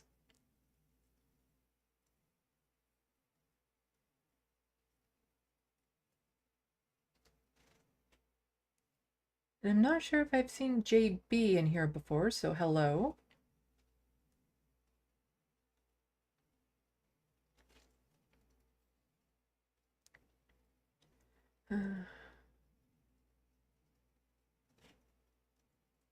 JB, my God, residential schools were truly institutions of evil. Some of the stories that I've heard come out of them are just beyond horrific. It is just the most brutal acts imaginable were done to children in these schools. You know, especially like some of the worst ones were the Catholic ones, and what they did to the children. It was just, yeah, so horrific. But you know, Canada loves to spin this image of being warm, friendly, inclusive, neighborly country. Yeah, we're all very polite and nice up here, eh? For those of you who missed it at the beginning, please go back, watch the whole stream. But my thoughts on when I was asked earlier about what is Canadian culture, and the most simplistic way that I can explain it is Canadian culture is capitalism. Just exploiting things for a dime, rebranding things, like appropriating elements of other people's cultures, then rebranding them, packaging them so that they can make money off of it. Like that is really Canada's culture in a nutshell right there. And, you know, of course, picking and choosing what it is, claiming it as its own at times, making it sellable. So they gussy it up to make it nice and sellable.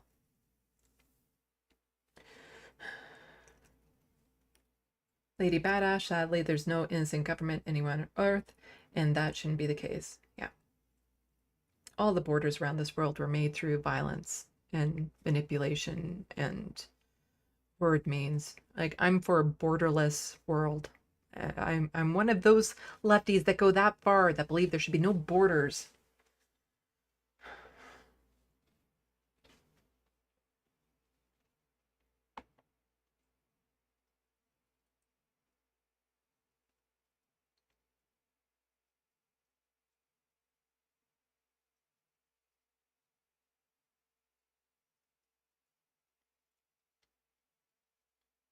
Let's see.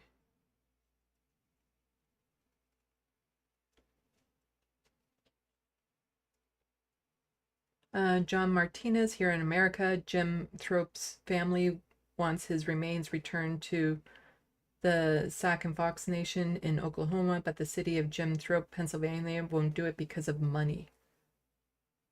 How much money? Like, that's the thing. How much money are we really talking about there?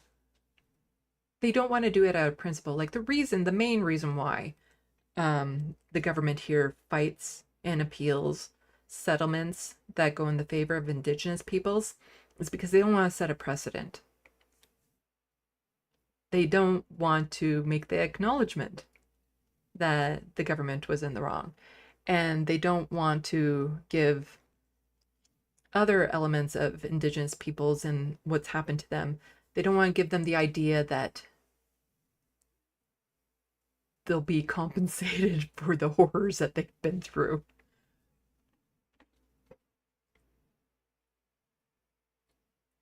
Let's see. Hello, MIDI doctors and Soul Life. So many people.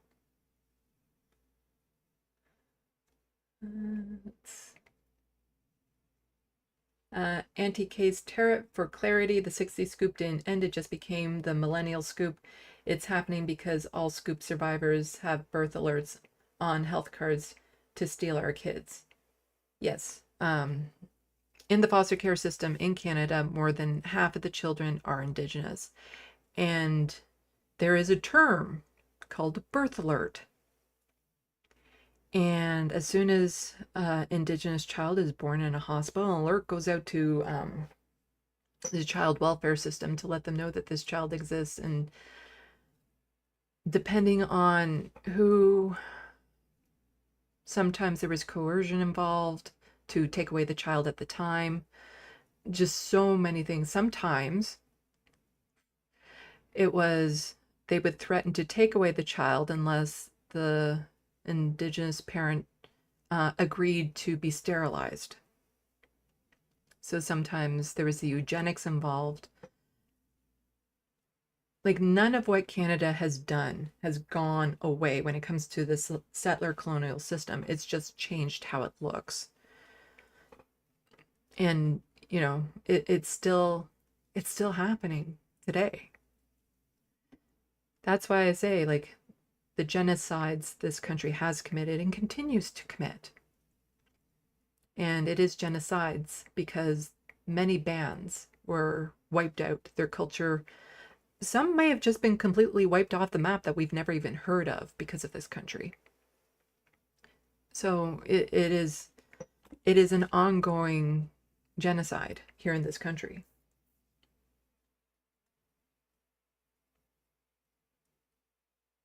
Benu in space, and oh, I don't think I've seen Auntie K in here before, so welcome. And Benu in space, in Manitoba, 90% of children in foster care are Indigenous. Yeah.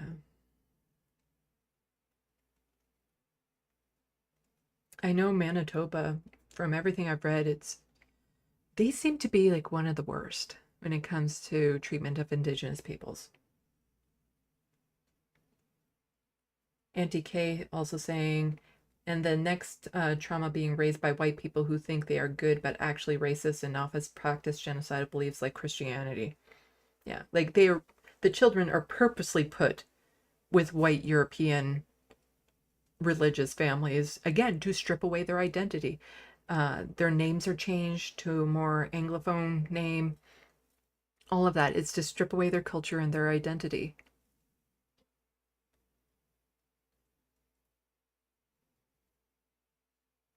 John Martinez, money cannot restore what humanity should be, what was taken from us, and what continues to be taken from us. Agreed. There's nothing that this country can do to make up for what it's done. It doesn't mean it shouldn't try.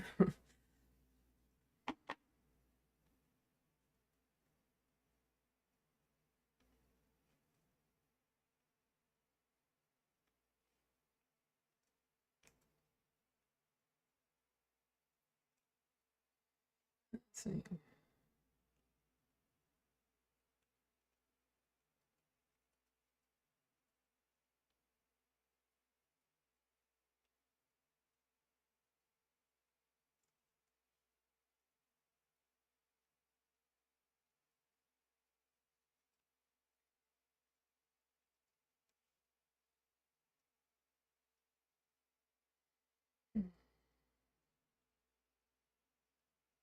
Oh, so like mentioning that there's no surfs this week? You mean I should be live streaming every day this week? Actually, if I had known that, I might have started earlier.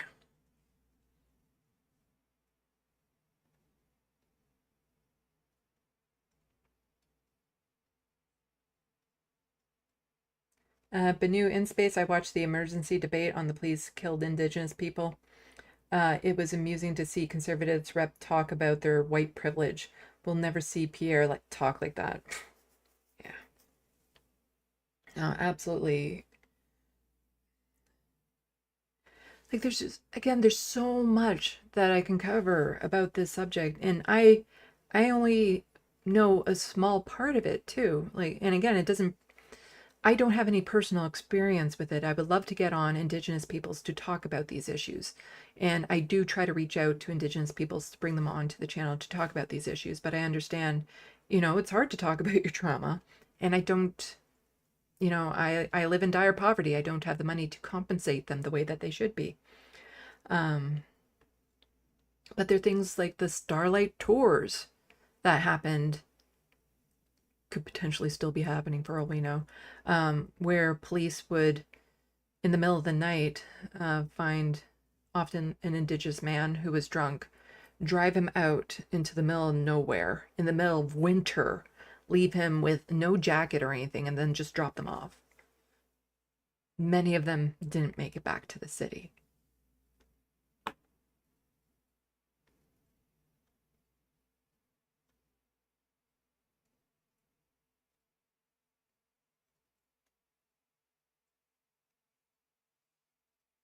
Binu, in space, people should watch the documentary Thunder Bay. It's shocking how systemic and intentional their negligence towards Indigenous life is. I will have to try to remember to look that up. Is it on YouTube?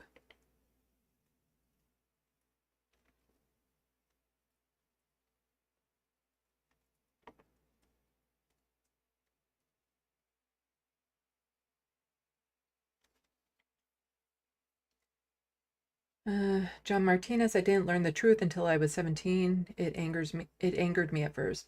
Yeah, I had to learn a lot of this on my own.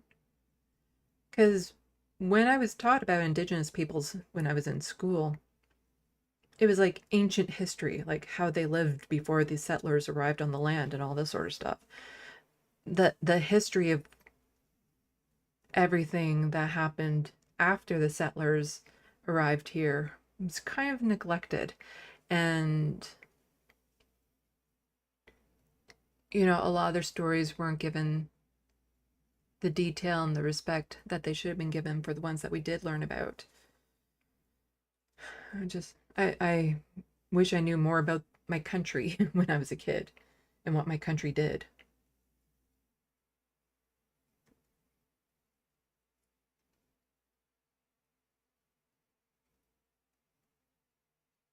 Obsessive Audio, I don't think I've seen you in the chat before, so welcome.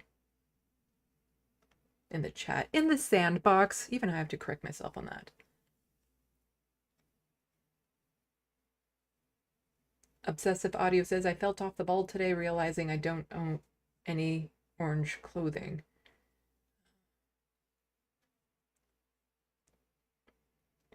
And it's the thing, I can only, I got this when I had a little bit of extra money, but again, living in poverty, it's hard to sometimes just show your solidarity and support when it requires that you purchase things. And especially when it comes to purchasing an orange shirt, you want to make sure that you get it from an organization where the money goes back to Indigenous peoples, which also means they usually cost more. So it becomes a bit of a struggle, but I would definitely suggest to people that you make sure that if you get one of these orange shirts that you get them from an organization where the money goes back to Indigenous people. Don't just buy them off of Amazon or Walmart or something.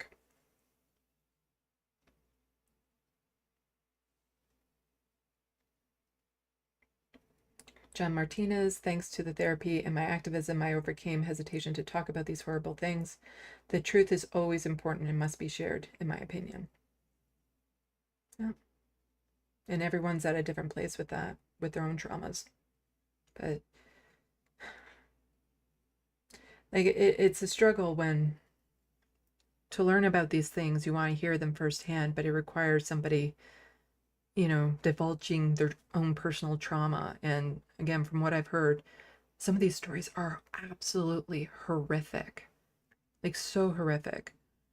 And, to ask somebody to relive that, it's a struggle. But fortunately, there are some people who are in a place where they can talk about it, but not everyone can be. And again, that's in part fault of the government for not supplying the resources, the money, the funding needed for counseling, for therapy, to help people, put their lives in orders.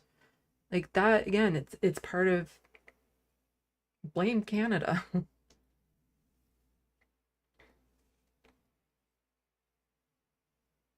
Mindy Doctor says, I should get more guests. You look very happy interviewing. I do want more guests. It's just,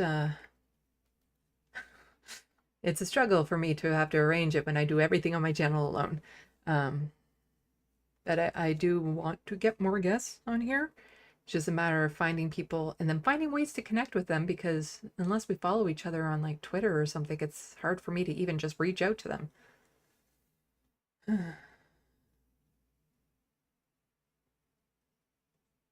Okay, why don't we get back into it? So, why exactly is Leah Gazan's Bill C-413 necessary? The one where it would make denialism of residential schools part of the hate crime, hate speech laws here in Canada, to add that to that umbrella. Why is that important? It's on the rise. The right wing has really taken this on as of late, and it has shot up so much. And just the hatred in these people. To deny this, to dismiss it, to act like it never happened, to say it was no big deal, like just the absolute toxic hatred in these people. There's a word that I'm looking for to really explain how I feel, what's in the heart of these peoples. Darn it, it's going to bug me that there's a specific word. I hate it when I have a specific word that I want and I can't think of. Speaking of words and all that sort of stuff, just a reminder, when I'm talking about a lot of this stuff, I'm not going to pronounce things correctly, and that is due to learning disabilities. I try my best. So, well, let's go here. So, Leah Gazan tweeted this out. This is exactly why Bill C-413 is necessary. Survivors need to be protected from hate speech. We have a responsibility to collectively protect the stories of survivors. And this is what's going out on the hostile fart sauna known as Twitter. So please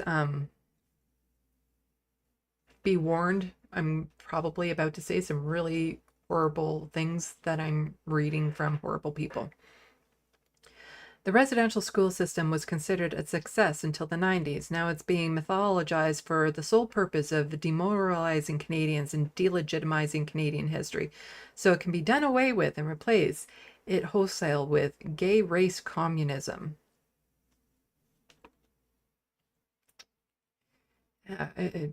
Maybe because it wasn't talked about before then. It's about time Natives get over this nonsense. It was a different time. History is just that, and some things aren't right. Slavery, the Holocaust, IDI, Armin, Rwanda. Natives have milked this issue for decades. It's over. And then a different type of orange shirt for sale.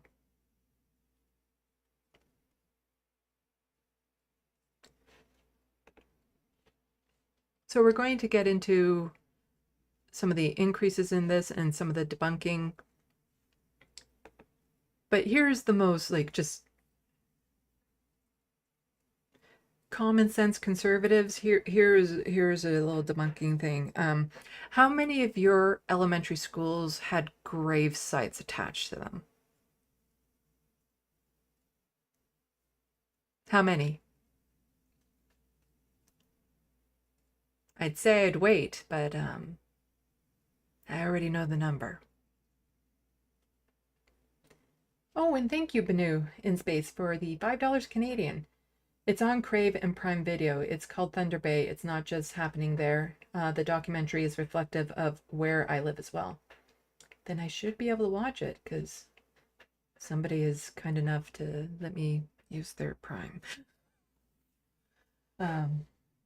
I will definitely check that out. But yeah, get back to this. It's like, yeah, how many elementary and high schools have graves attached to them? Now, how many residential schools had graves attached to them? So, common sense conservatives, what might that indicate?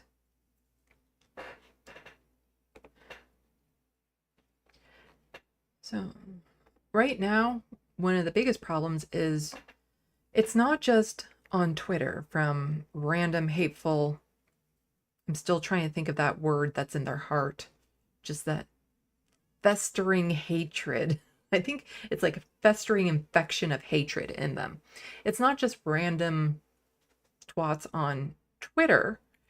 It's also potential politicians and actual politicians in this country. First Nations leaders say BC Conservative candidates' residential school postings are outrageous, disgusting, and very, very sad. BC Conservative candidate Sheldon Clare argued residential schools actually created positive opportunities for Indigenous children. He's running for office right now in British Columbia. Like basically the legislation that Leah Gazan would put through would actually probably just shut down his entire campaign. One of John's restarted BC Conservative candidates was posting comments on social media that promoted residential school denialism and historical revisionism, says a senior First Nations leader in British Columbia. I believe I also featured this douche canoe in my last live stream where he's like a mega pro gun nut as well. Like just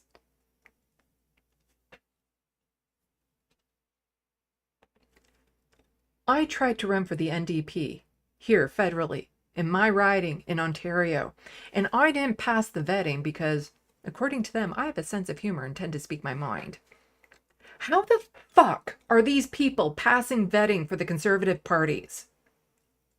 Like, just flat out, what does that say about the Conservative parties if they allow this type of person to run for them, to be a representative of them? Because it's not like a lot of what he had was secret. You know, it's not like he hasn't been blasting this all over social media. So what does it say of a party that allowed him to run as a candidate in the first place?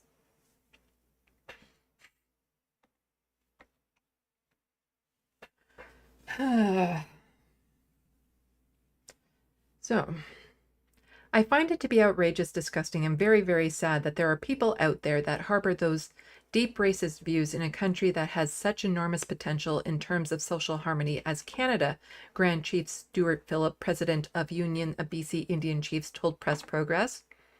Sheldon Clare, the BC Conservative Canada and Prince George North Caribou, is outspoken about the Truth and Reconciliation Commission, previously advocating challenging the myths of the Commission's finding and suggesting the residential school actually created opportunities for Indigenous children.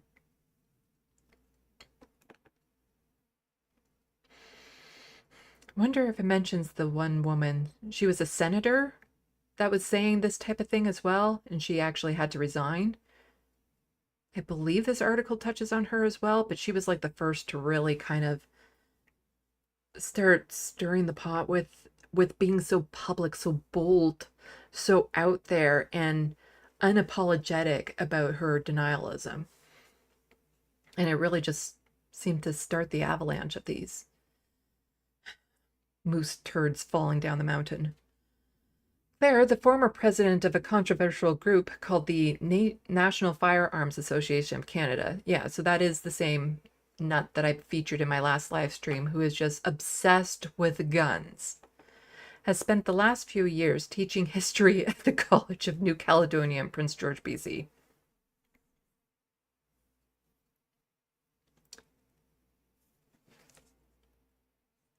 This man has been teaching history at a college.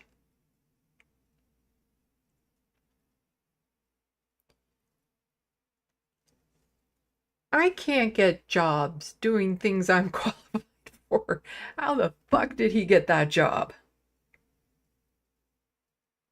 Like, I'd be better qualified to teach history at the College of New Caledonia in Prince George, BC, even though the only thing I know about BC's history is that Lance from the Serfs is the secret prince of BC. That's it. That's all I know of BC.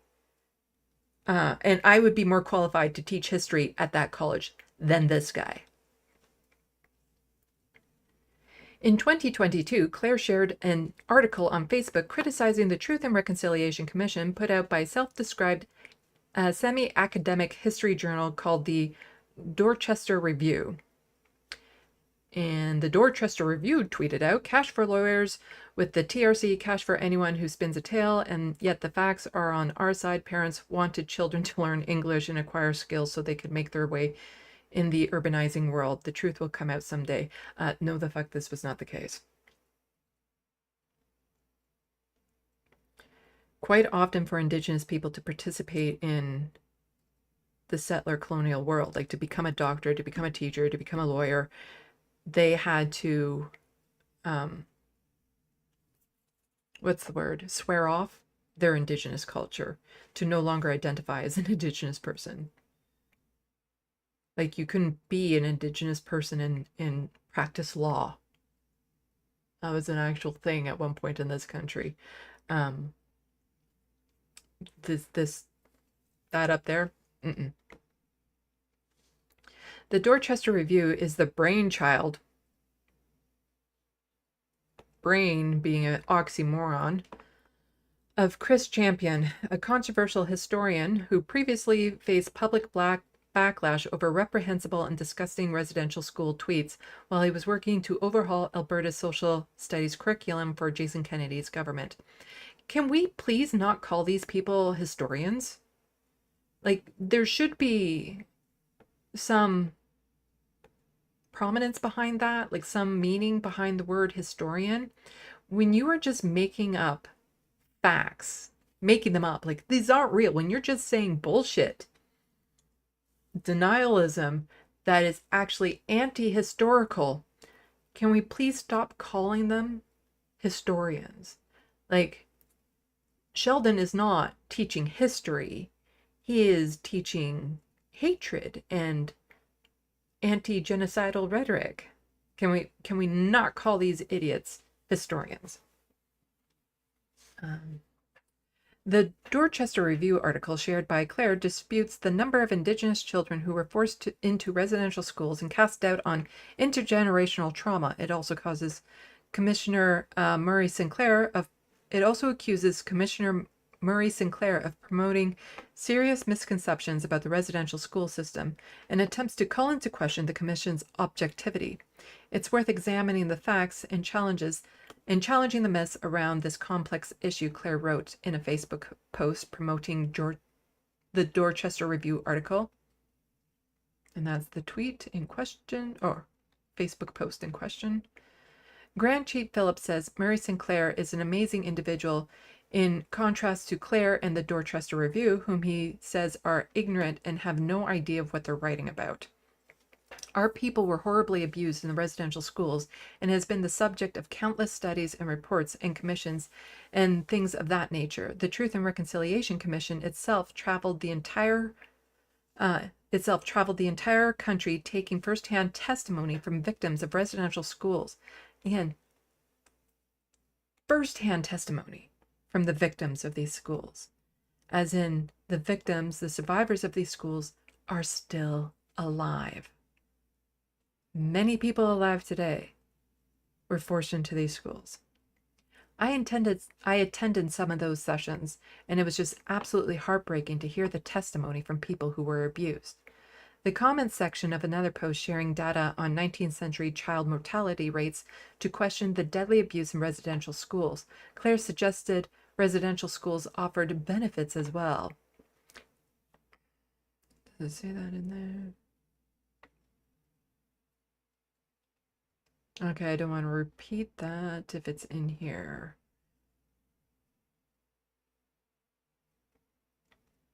I'll read the post. I think what's quoted here is in this post that I'm about to read from Sheldon. Again, you seek to avoid the issue by changing the subject, this time to Bafflegab. Bafflegab about public education in the 19th century. In 2015, Beverly McLaughlin, Chief Justice of the Supreme Court, that's who I was talking about earlier, of Canada, described the government's treatments of Indians since Confederation as cultural genocide.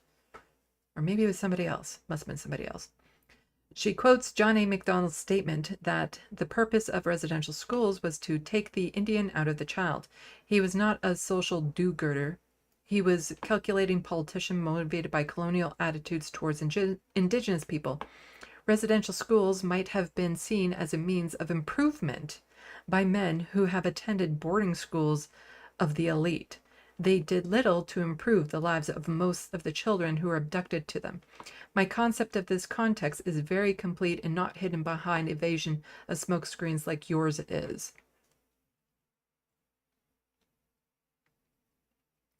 Am I reading these in the correct order? So then Dawn says, so I think this is somebody replying to that, and then Dawn, or Sheldon, no.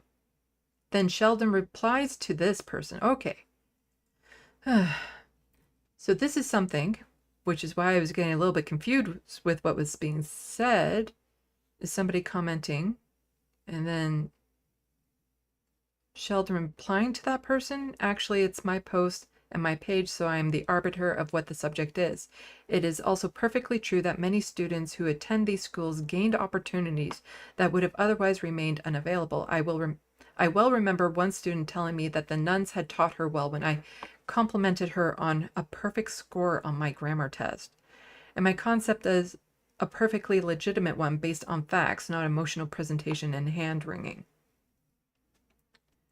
Yeah.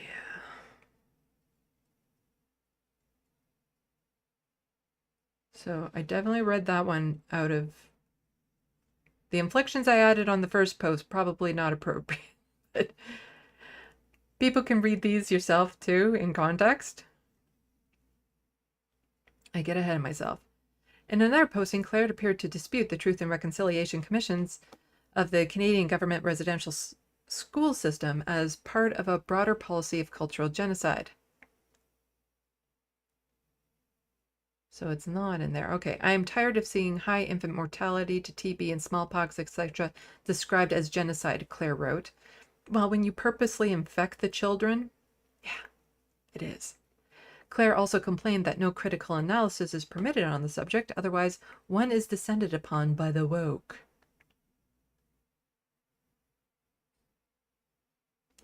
So Sheldon, Claire wrote, yes. No, Richard? I don't know how to read Facebook posts because I'm not on Facebook. Ah, but there's the picture, so this one is from Sheldon.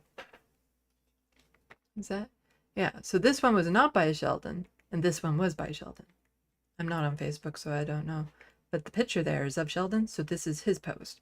Yes, and no critical analysis is permitted. No one is descended, or one is descended upon by the woke. I commented on a post in the Local Citizen, and boom. And somebody replying to him said, very much like the Colton Bushi aftermath for misinformation and exaggeration outrage from people who ignored these stories for generations and slept through the Truth and Reconciliation Commission.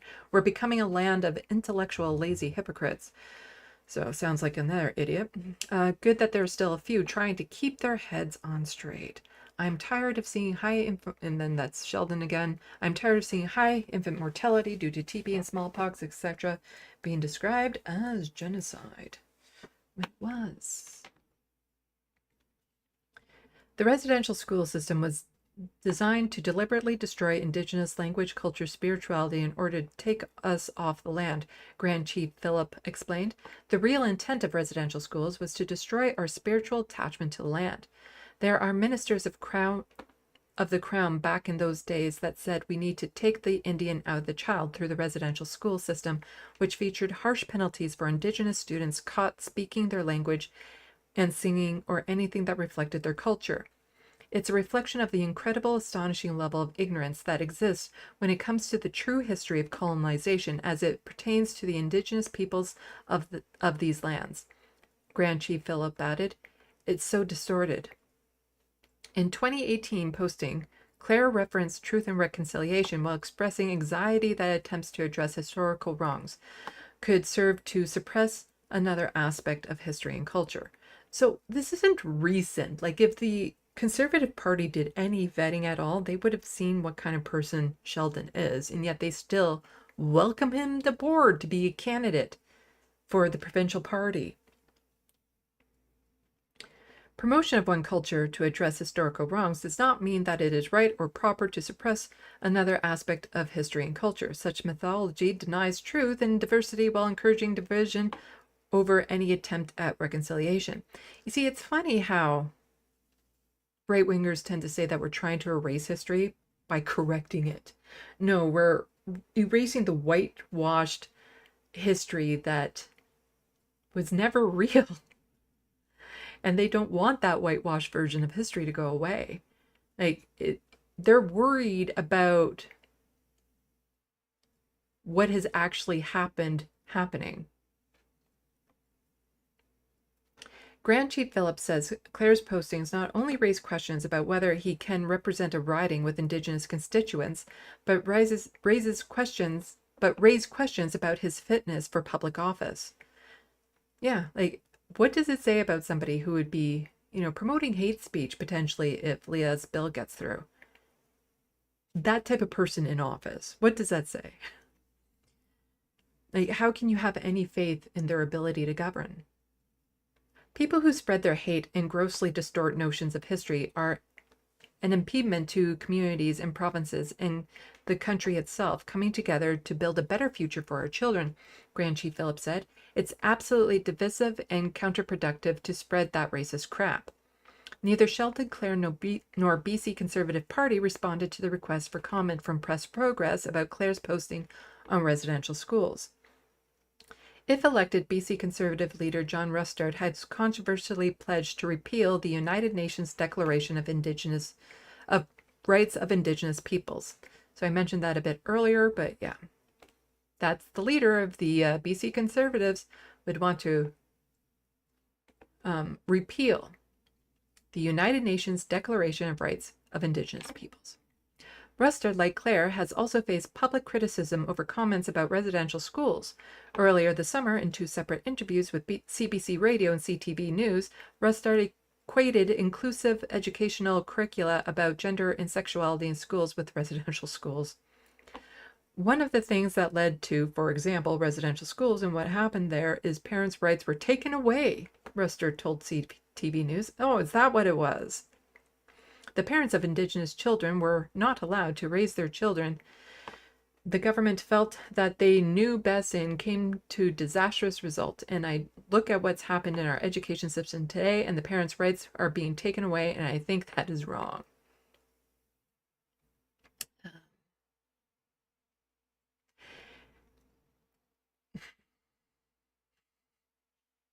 It was more about, yes, the parents' rights were violated in that. It was a bit more than that. Last year, BC Conservative candidate Eleanor Strucko, from a former BC United MLA, who later switched to join the BC Conservatives, publicly criticized Rustard for a tweet on Truth and Reconciliation Day 2023, drawing an analogy between residential schools and the anti-LGBTQ+ parental rights movement. John Rustard not only needs to make an unequivocal apology for his misappropriation of NDTR, but also for calling homosexuality a lifestyle in media interviews where he doubled down on his ignorance, Strucko said. John Rustard's attempt to liken cultural genocide of Indigenous peoples with the rest of LGBT people as a means of justifying his political dog whistling is incredibly insulting to Indigenous people and members of the LGBT community. And that is her post about that. Strucko, who is now running for the BC Conservatives in the Ryan-Surrey South, did not respond to a request from Press Progress on whether she still stands by the statement about Rustard. I don't think she would. Not publicly, anyway. While the recent outbursts of Trumpism and bizarre right-wing conspiracy theories makes him fear for the province his 15 grandchildren and 2 great-grandchildren will grow up in, Grand Chief Phillips says history also provides reasons to be hopeful. History will move on, Grand Chief Phillips says. Indigenous people of color will survive this. There will there's a lot of good things happening in our world in terms of reconciliation and coming together in our own societies for the sake of our children. They're not going to win. This ugliness will fade.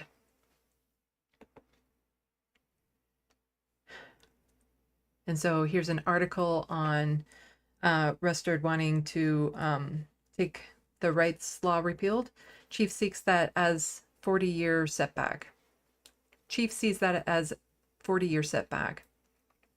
British Columbia saw a rare unanimous vote in legislature in October 2019 when members passed a law adopting the United Nations Declaration on the Rights of Indigenous Peoples, setting out standards including free, prior, and informed consent for actions affecting them. The law fundamentally changed the relationship between First Nations and the province, said Terry Teague, Regional Chief of BC Assembly of First Nations. Rather than having some sort of consultation, right now we're actually talking about shared decision-making, TG said in an interview. John Rustard threw his support behind the legislation as a member of the official opposition BC Liberal Party. Yeah, this guy used to be part of the BC Liberal Party, and he's now the leader of the BC Conservative Party.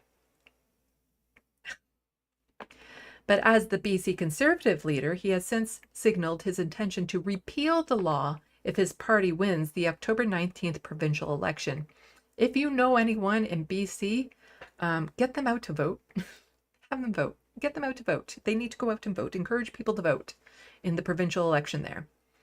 Rustard said the statement on the Conservatives' website last February that the UN declaration known as UNDRIP was established for conditions in other countries, not Canada. TG said Rustard was creating enemies with First Nations.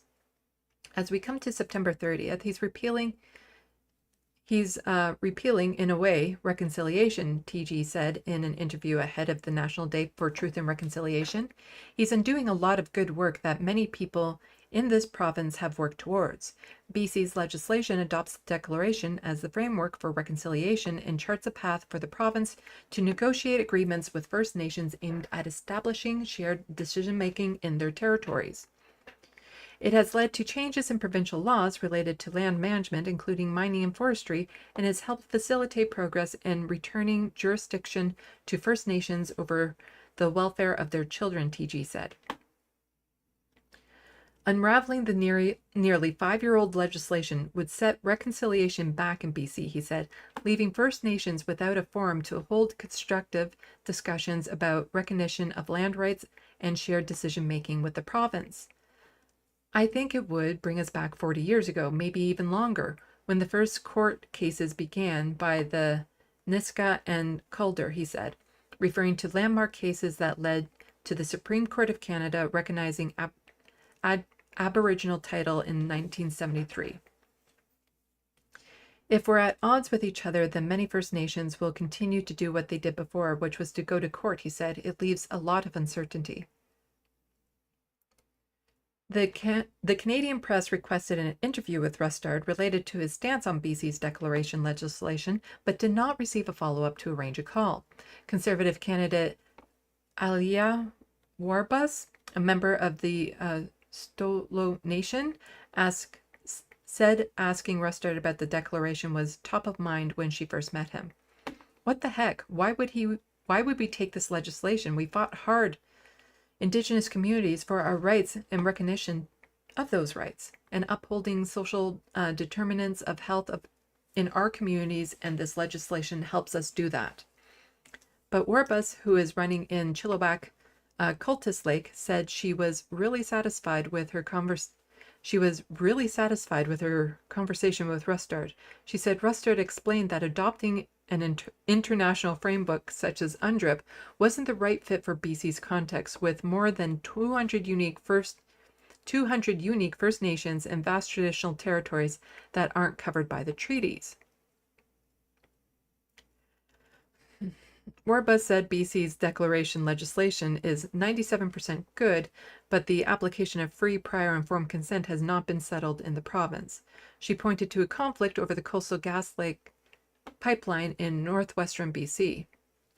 Opposition among Wet'suwet'en heredity chiefs to the 600 70-kilometer pipeline sparked rallies and rail blockades across Canada in 2020, while the elected Council of Wet'suwet'en First Nations and other nearby had agreed to the project. Let's see, I don't know. I just kind of want to stay a little bit more on topic with this, but I think we kind of get the point between what John Rustad is trying to do. But people are free to read the rest of this article. It is a bit long, but this was the main crux of it. And I do believe reading beyond the headline.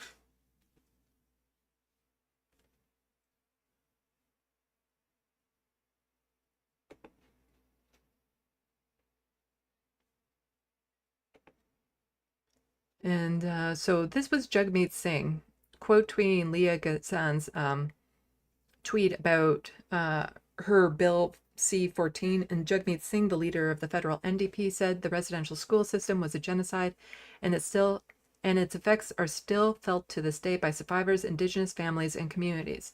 To deny the hate-filled devastation of residential school system is harmful and cruel. Thank you, Leah Ghazan, for your work on this important bill. And somebody quote tweeted him saying there was no genocide in Canada. And who is this person? A columnist and show host at WS Online News on permanent ceded territory prone to outbursts of tastelessness, chicken wrangler, beekeeper. Don't buy his book. So what's the WS? Oh, Western Standard, the independent voice of New West Info. So it's a right-wing media news thing. You see, I don't even refer to myself as news. I amalgamate news. Oh, what's the word? There's a word for it, where I bring news together to kind of give people a full picture of a story. Yet these people have the gall to refer to themselves as news. Absolutely disgusting tweet by this person. And this would be included under that legislation that Leah Ghazan put through. And this is why a lot of these right-wingers are probably afraid of it, because it takes away one of their talking points. You know, one of their made-up talking points if that legislation goes through. So this is from The Walrus, The Dangerous Allure of Residential School Denialism. A swelling tide of resentment is leading some settler Canadians to downplay the atrocities of the system. I'm not going to read over the whole article, but I will remember to link this in the description box below so that people can read it in full. But I will read part of it. In 2021, Hacienda artist Tamara Rain Bull placed 215 pairs of children's shoes and stuffed animals on the steps of Vancouver Art Gallery. The display was intended to stand for the unmarked graves found that year at the site of the former Kamloops residential school. Bull's unsanctioned memorial has remained on those steps for 2 years. For many, it has been a space to gather and grieve for those of Indigenous children who never returned home from residential schools, a staggering visual representation of loss and heartbreak. And that's the image there.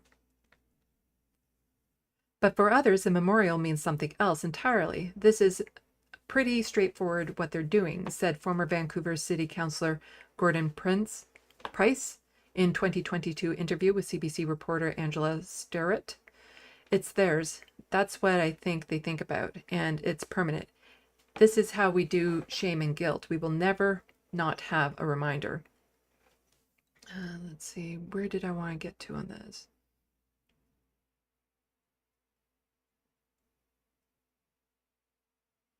So this is just talking more about the Truth and Reconciliation.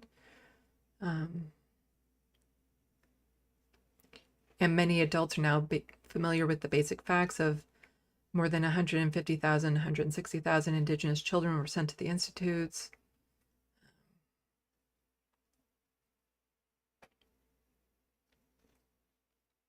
So here, and yet Price's remarks about the memorial are representative of swelling tide of resentment among many Canadians, the dark inverse of the nascent national reckoning. Price didn't dispute the grim history represented by the memorial. He only resented being confronted with it. But many others have taken their discomfort to a step further by insisting that there must be another version of events, an alternate history of residential schools. As defined by scholars Daniel Heath Justice and Sean Cullerton, residential school denialism is the rejection or misrepresentation of basic facts about residential schooling to undermine truth and reconciliation efforts in ways that ultimately protect the status quo as well as guilty parties. This was on display in 2017 when former Senator, there's the senator that I was thinking of, Lynn Bayek, delivered a speech in the Senate arguing that residential schools were well-intentioned and had positively impacted the lives of many Indigenous people, later saying in an interview with the CBC, "There were two sides to every story." Bayek was widely condemned for her remarks, resigned from the Senate in 2021 without an apology. But her speech was grounded in the doctrine of denialism, which is that there must be a good story for every bad one and a hero for every villain. A kind of white settler just like them who would never have participated in a truly evil system. They're currently participating in a truly evil system, and many of them were around participating in a truly evil system. But yeah, that was the senator that I was thinking of earlier. So the Cree author Thompson Highway is often cited for this purpose. Highway has spoken positively about his years at the Guy Hill Indian Residential School and credits the education he received for much of his success. Those who cherry-pick certain statements by Highway probably haven't read his memoir, Permanent Astonishment, which recalls how, from the age of 11, he was molested regularly by school staff members who Highway estimates also molested 100 other boys. The results are horrific, he writes, of the abuse. Their lives are destroyed, and they think about it, and they think about it, and think about it. Sometimes to make the thinking stop, they'll kill themselves, and the fallout goes to affect the next generation and the next and the next. And so, like, another way to kind of break this down is, like, another way to kind of put this in frame of what Thompson Highway was saying. So some of the aspects of his memoir was cherry-picked for people to say, well, some good did come out of these residential schools. And, you know, I think back to my life, and my stepfather did some good things for me. I learned some good things when I was a child. My stepfather was not a good person. And the good things that I learned from him doesn't make up for all the horrible things that happened. And if somebody were to just cherry pick from my life and say, well, at least you learned that, I would probably punch them in the face.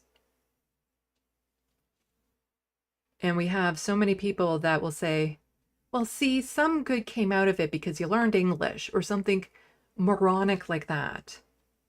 And just totally dismiss the other 99% of the horrible stuff they said happened to them there.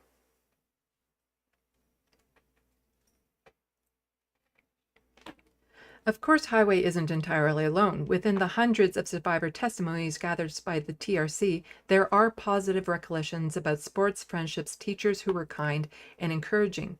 My own grandmother, who attended St. Michael's Indian Residential School in Duck Lake, Saskatchewan, also spoke warmly of her time there. That doesn't erase the abuse experienced at St. Michael's by countless others, including the father of Cree journalist Connie Walker, who investigated the institution's history in the 2022 podcast Stolen. No survivor's story is uncomplicated. Fred Saska Moose, the first status Indian to join the NHL, also attended St. Michael's, and he has credited the hockey-loving priest who beat him regularly for his training. But his success didn't erase his suffering. In 2012, he told the TRC that he never wanted to be a hockey player. All I wanted was my parents.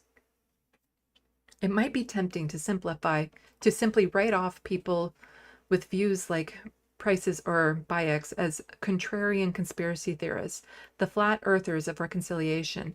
But like a carbon monoxide leak, their words have the effect of aiding the minds of otherwise rational people who might not agree with everything, but find themselves wondering about maybe residential schools weren't all bad. Since Bayek's resignation, and since Kamloops, denialism has mutated into a more virulent, reality-resistant strain. Tom Flanagan, advisor to Stephen Harper when he was Prime Minister, longtime opponent of Indigenous rights, told the New York Post in 2022 that the graves were fake news because they had yet to see any bodies. We'll get a little bit into that. Flanagan, as well as many others, also seized upon the term mass graves used in early reportings on Kamloops as implausible and inaccurate, as if hundreds of unmarked individual graves are somehow less horrific. Doubters also took the decision of the Tecumseh to Swepnik First Nation not to immediately excavate the graves in Kamloops as proof that none exist.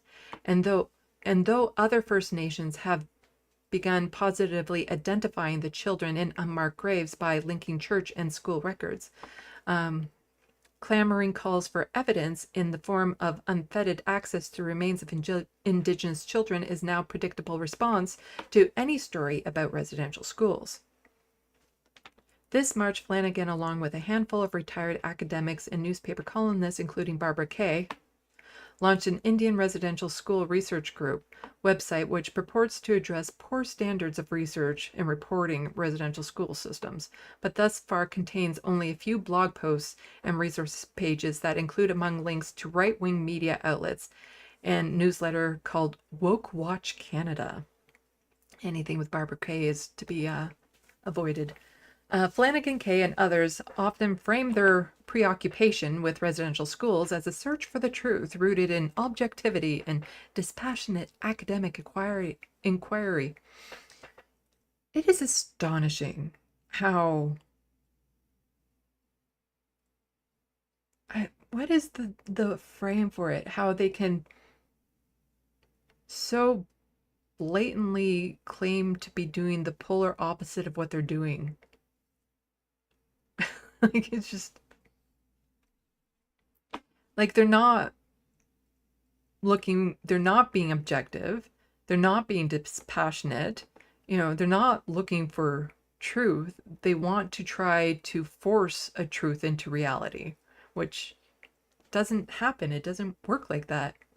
The obvious subtext is that irrational emotions compromise Indigenous survivors when they speak on the subject, but their objective is identical to that of residential school system itself, to overwrite Indigenous history with self-serving Canadian mythology and erase whatever tarnishes our upstanding national identity. Both are framed as benevolent acts. It's for the good of Indigenous people that settlers need to take control and forcibly civilize the narrative. And it doesn't hurt that there is money to be made in peddling contrarian views, particularly when they validate the egos of fragile people preoccupied with their own irreproachable goodness. Let's see.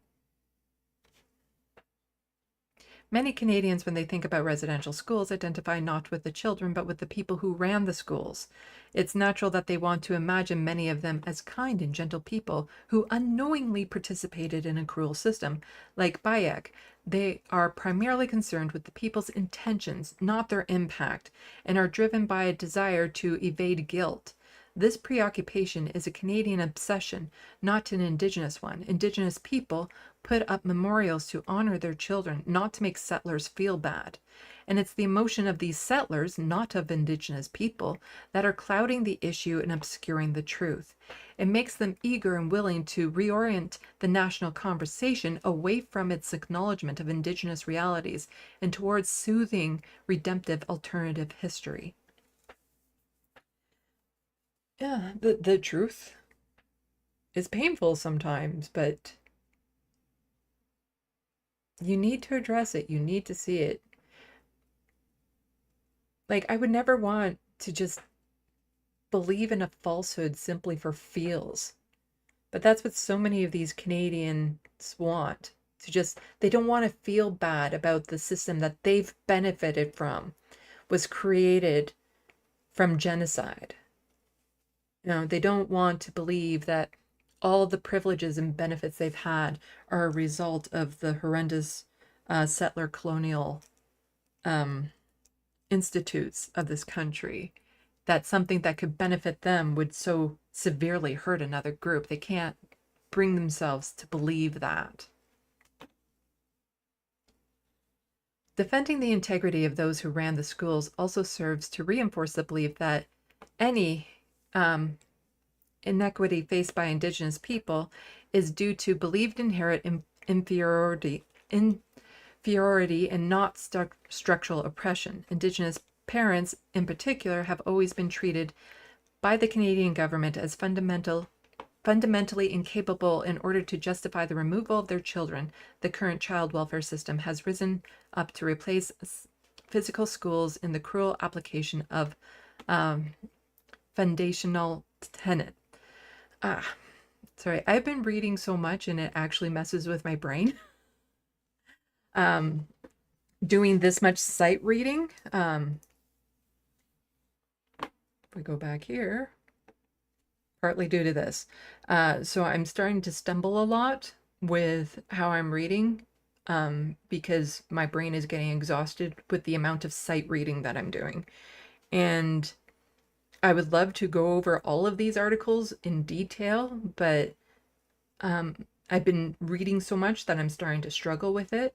So I won't be able to read the full articles of what I still have left to cover because there's still a fair bit to cover.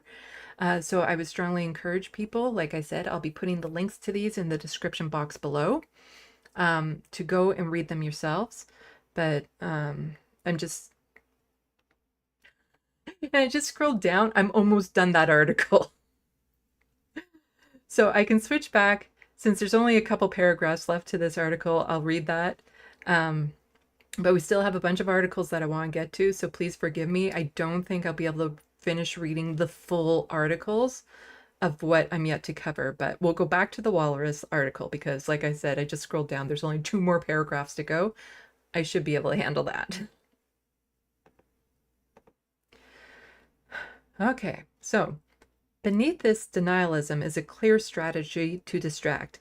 In raising the guilt and the shame invoked by the memorial of children's shoes in the conversation about land reparation and reconciliation, Price was suggesting that the tragedies of residential schools are being used as leverage for restitution. What does reconciliation mean? What its outcome meant to be, he asked. It's about territory. The implication is that if horrors of residential schools have been overstated, then perhaps Canada doesn't owe Indigenous people such a great debt. But the extent of those horrors have never been a secret. In 1907, Peter Bryce, once the chief medical officer for Indian Affairs, reported that as many as a quarter of all children who attended residential schools had died. A gruesome statistic that made national headlines. In a subsequent review of tuberculosis cases, Bryce estimated that the mortality rate in these institutions was more than 18 times the rate of school-age Canadians at large. These facts have been a matter of record for more than a century. The reasons Canadians did not know until recently how bad residential schools were is that they did not want to know. The new national shame is how many are still averting their eyes from the truth. Again, for the common sense conservatives out there, how many of your schools did you go to had graves attached to them? 18 times the rate of school-age children at large. Just horrific. Because they were purposely infected. You know, if a child had tuberculosis, they were put around others to purposely infect the others, and then they simply were not treated. Horrible. And so this is a article from The Conversation, Academic Rigor, Journalist Affair. Again, I'm sorry, I won't be able to read all of this article, but I'll just touch on the beginning of it, and I'll link these below so that you can finish reading them because, like I said, I'm struggling and I still have a fair bit that I want to get through. And so this is just to combat some of the denialism. So we fact-checked residential school denialists and debunked their mass grave hoax theory. Recently, a politician from a village in Prince Edward Island displayed an offensive sign on his property, which he proclaimed there was a mass grave hoax regarding the former Indian residential school in Canada. Although many have called for him to resign, he is just one of many people who subscribe to this false theory. A hoax is an act intended to trick people into believing something that isn't true. Commentary that a hoax exists began circulating in 2021 around the time of public announcements from First Nations across the country through the use of ground-penetrating radar and other means. The remains of Indigenous children are suspected to be in unmarked graves at or near some former residential schools. Commentators circulating allegations of a hoax contend journalists have misrepresented news of the potential unmarked graves, circulating sensational, attention-grabbing headlines and using the term mass grave to do so. They also contend some First Nations activists or politicians use the language for political gain to shock and guilt Canadians into caring about Indigenous peoples and reconciliation. Like the councillor in PEI, many people in Canada and internationally fueled partly by misinformation from the far right, are accepting and promoting the mass grave hoax narrative and casting doubt on searches for missing children and unmarked burials being undertaken by First Nations across Canada. There is no media conspiracy. As two settler academic researchers, we decided to investigate the claims of a media conspiracy and fact-check them against evidence. What did Canadian news outlets actually report after the Tecumseh to Swepnik First Nation made their public announcements about their search for missing children? To find out, we analyzed 386 news articles from across 5 Canadian media outlets. We found, according to our evidence from 2021, is that most mainstream media did not use the terminology mass graves. Therefore, we argue that the mass grave hoax needs to be understood as residential school denialism. After some public confusion over the specific details of the May 2021 Tecumseh to Swepnik First Nation announcement, which named preliminary findings regarding the remains of 215 children, the First Nations clarified the findings as confirmation of the likely presence of children, the missing, on Kamloops Indian Residential School in unmarked burials. The National Center for Truth and Reconciliation had identified 51 student deaths, the Kamloops School using church and state records. Let's see, I just want to get down to...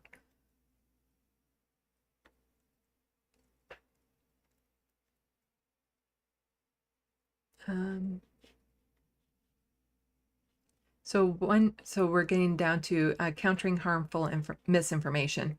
One National Post commentator wrote on the account of mass grave was reported almost universally, adding that his narrative was subsequent discovery preceded a descent into shame, guilt, and rage.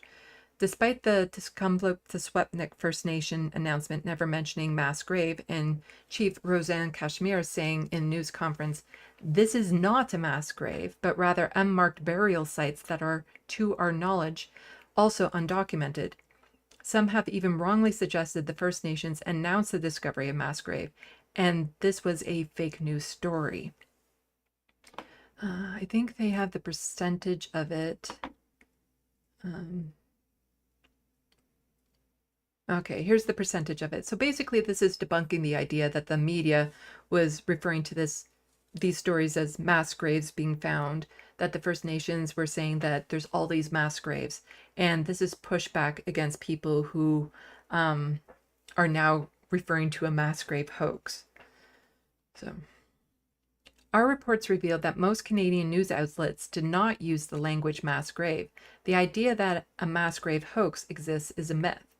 Myths, however, are not pure fiction. They often contain a kernel of truth that is exaggerated or misrepresented. The selective representation of evidence is commonly referred to as cherry picking, and it's easy to see how those spreading the mass grave hoax narrative rely on cherry picking evidence. Of the 386 articles reviewed in our study, the majority of the articles, 65% or 251, accurately reported on the stories related to the location of potential unmarked graves in Canada. A minority, 35% or 135 articles, contain some inaccurate or misleading reporting. However, many of the detected inaccuracies are easily understood as mistakes, and most were corrected over time, as is common practice in breaking news with journalism industry. Of the total 386 articles, only 25, just 6.5% of total articles, referred to the findings as mass graves, with most articles appearing in a short window of time, and some actually using the term correctly in the hypothetical sense that mass graves may still be found. That means that 93.5% of Canadian articles released the spring, summer, and fall of 2021 that examined did not report the findings as being mass graves. So it was not the media saying mass graves. It was not First Nations saying mass graves. It was the right wing saying that they were saying it as a way to spin this narrative that there was a hoax behind the residential schools and the finding of children's bodies. Speaking of which, Cowles identifies 300 of 751 unmarked graves. Again, I can't read this whole article, but I will link them below after I'm done this stream. Cowles First Nation has put names to about 300 of the 751 unmarked graves it discovered last summer. Chief Cadmus Delorme said that historical records from RCMP, Roman Catholic Church, and Indigenous Northern Affairs Canada. It also relied on band members' oral stories to identify some of the unknown remains. It's progress, it's relief, it's validating, Delorme told CTV News. The chief was unavailable for an interview with APTN News Friday. So Cowles said in June it used ground-penetrating radar to comb the cemetery near a former Maryville Indian Residential School, which operated 1899 to 1997. Let's see. I'm just trying to see.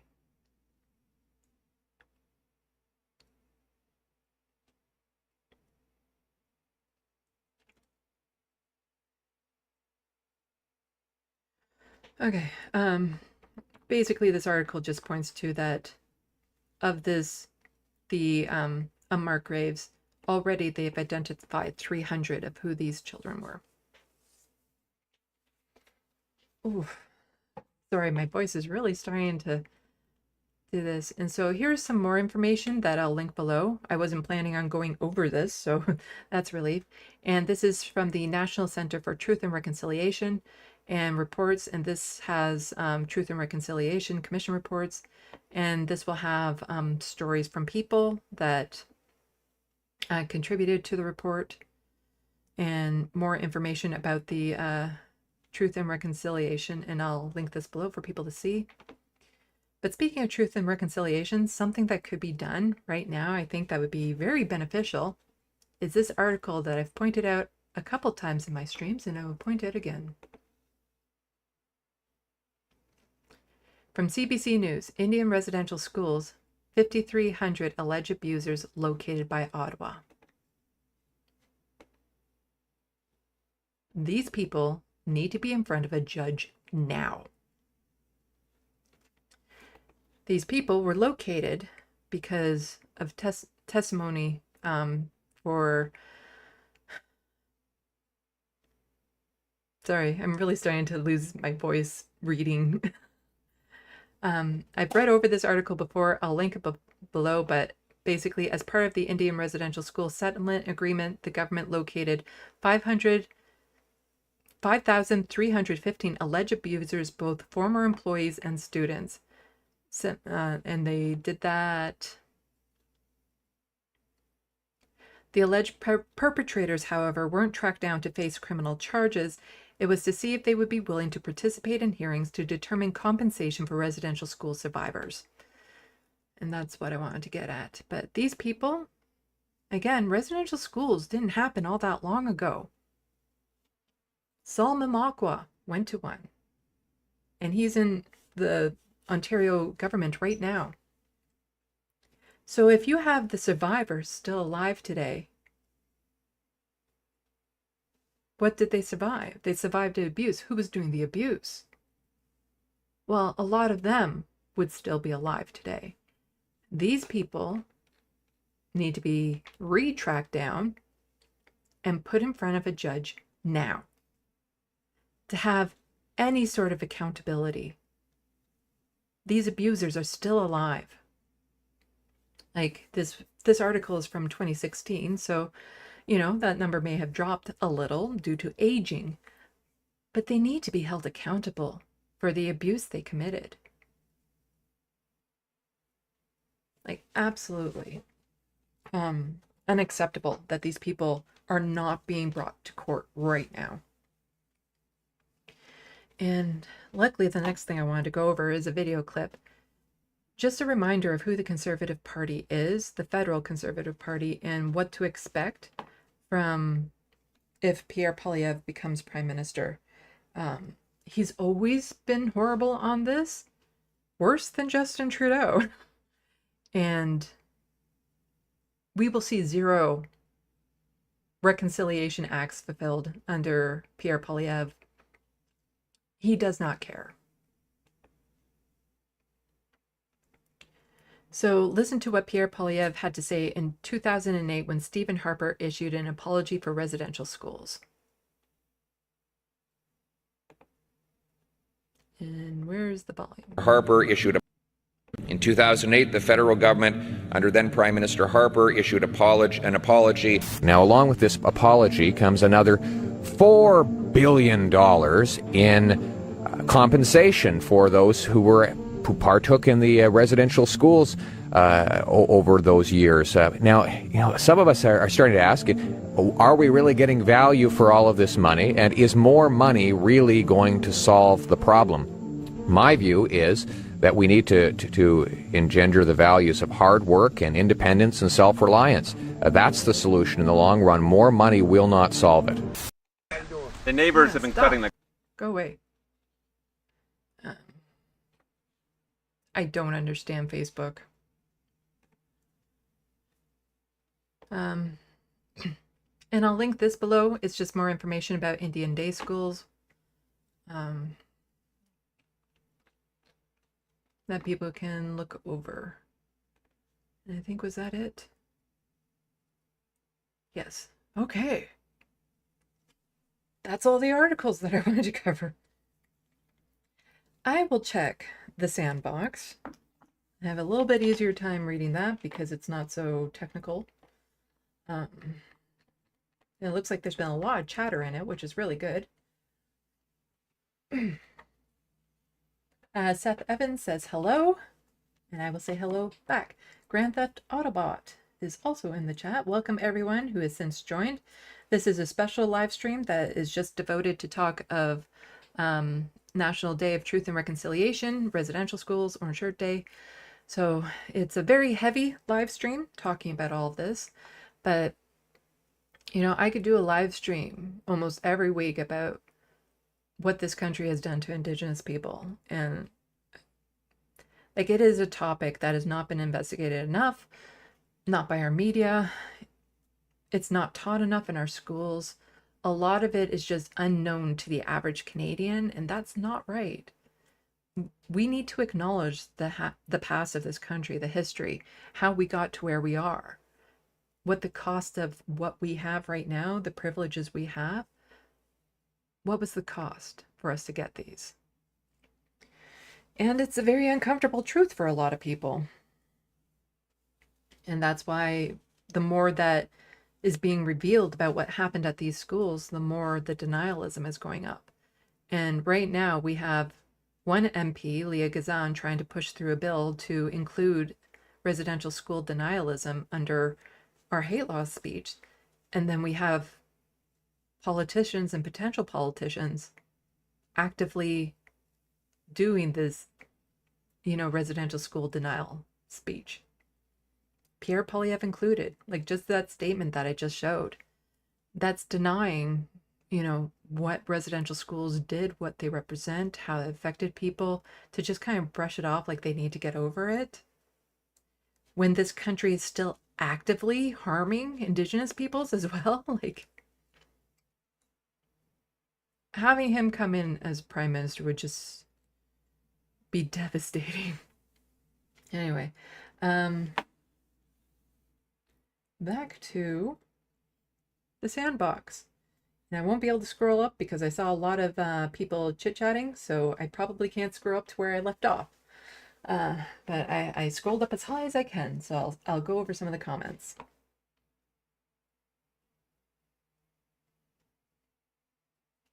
So life run as a conservative, Sandy, you know how to LARP as one. Well, considering I don't think they vet people at all I would have to do is say, I left the left and I'm now conservative, and they would welcome me as a candidate in. And then I would just wreak havoc on everyone.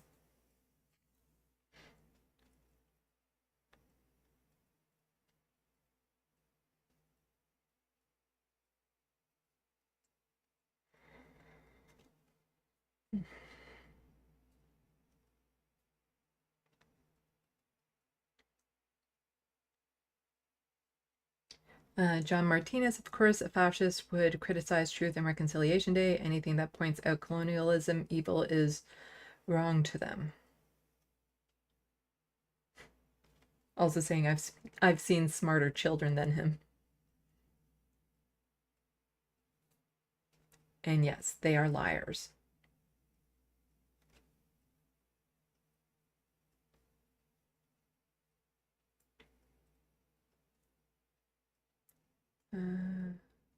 Looney Tunes 9000 says exactly, Sandy.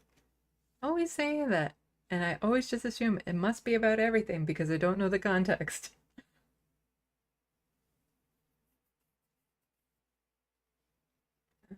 Let's see. What are you responding to?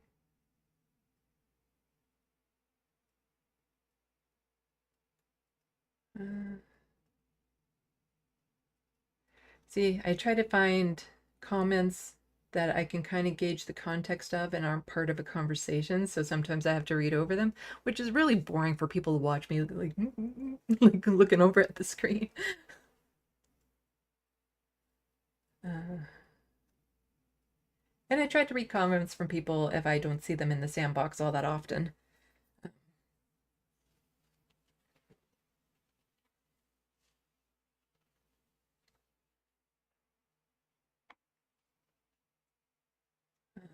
Let's see. There's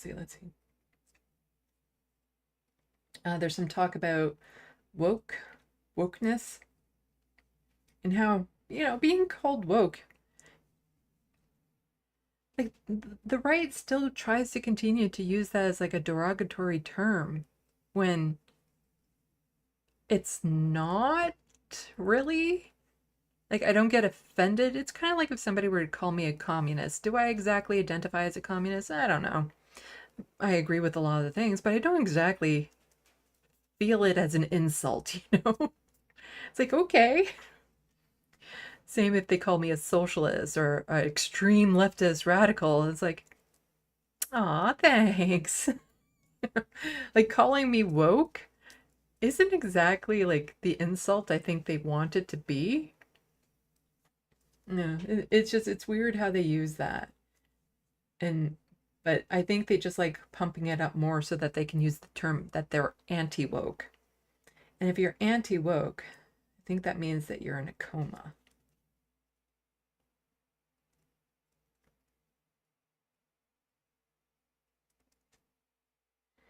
Grand Theft Autobot saying, I often say I'd rather have the woke mind virus than conservative brain rot.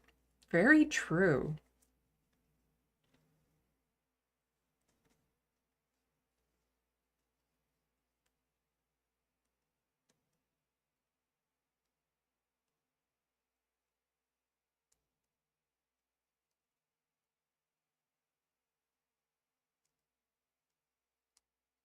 Obsessive audio, my best friend in grade school was a 60 scoop. Neither of us had a clue to the scope of it. And I've heard stories from 60 scoop survivors, and one of the things that one thing that all of them have talked about is just trying to track down their family find siblings, find parents, you know, try to build that back together.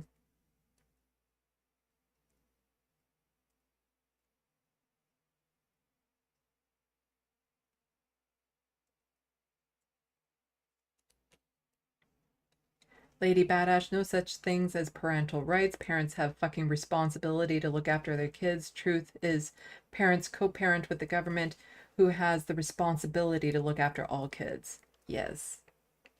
And I have talked about that before. You know, parents don't have rights over their children. Children are their own autonomous beings, you know. They have rights. Parents don't have rights over them. Children have rights. And it is the responsibility of parents to make sure those children receive those rights. And when they refuse to do it, that's when the government is supposed to step in.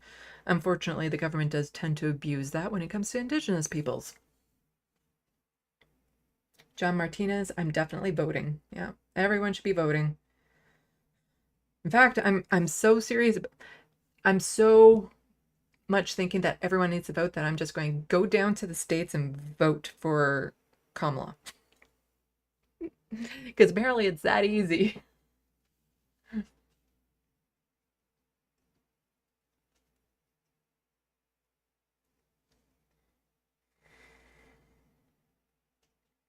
Grand Theft Autobahn in Ontario, Doug Ford must go. I'm voting.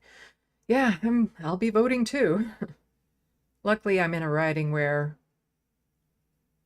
there's not much risk of it going conservative.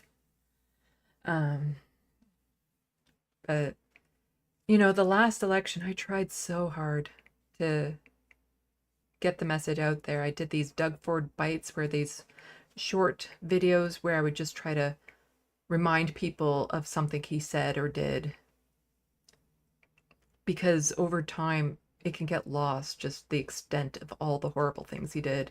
And so I did like 30 of them or something, where it's just like, here's a quick little reminder of this story or that story. And I'd be lucky if they got a couple dozen views. But, you know, maybe one day my channel will pick up a little bit more steam, and just reminding people of the horrors of the conservative government would be enough to maybe tip the scales in some ridings.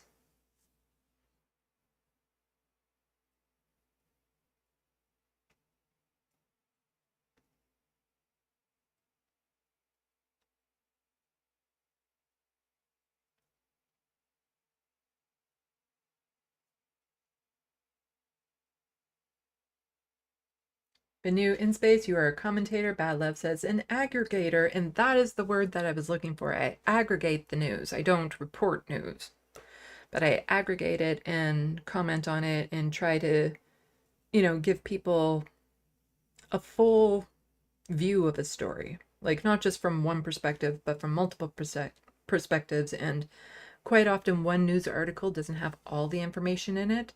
So to get a well-rounded idea of what has happened in a particular thing, you need to pull from different articles and aggregate it together.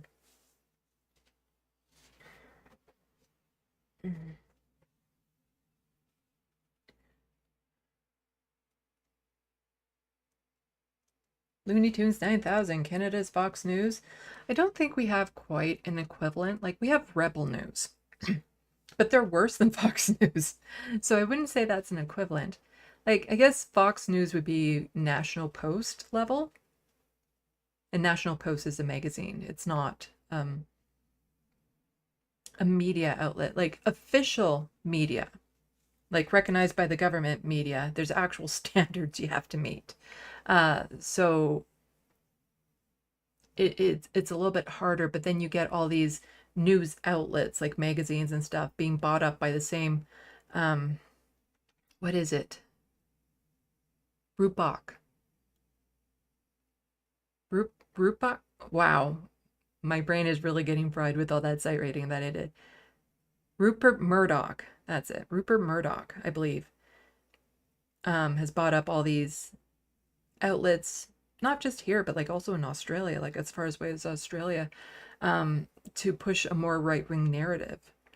So while a lot of the mainstream still still favors the establishment. Of course, it's biased towards the establishment, but even there are more hints of right-wing undertones, even when they try to be fair and balanced. But in Canada, there is a little bit more. Like the media, well, okay, the media is a lot better in Canada, but it still needs a lot of work. Like it's still far from being good in Canada, but when compared to the States, it's a lot better. But then again, most things in Canada are good when compared to the States. It doesn't mean it's good, it's just better than the United States. And when you set the bar in the gutter, it's easy to step over.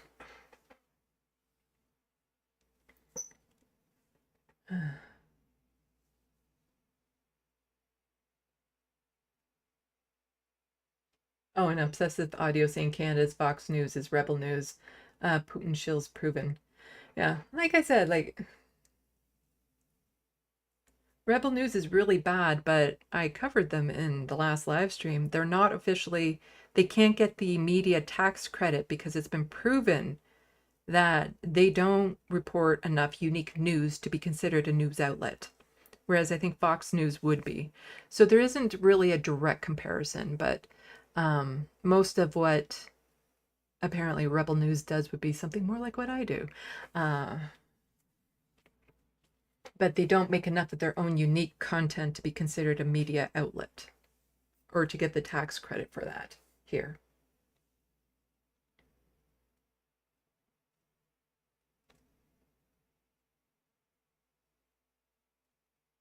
And Obsessive Audio. Also, Canada's Fox News is Fox News. Yes, we get a lot of American news up here,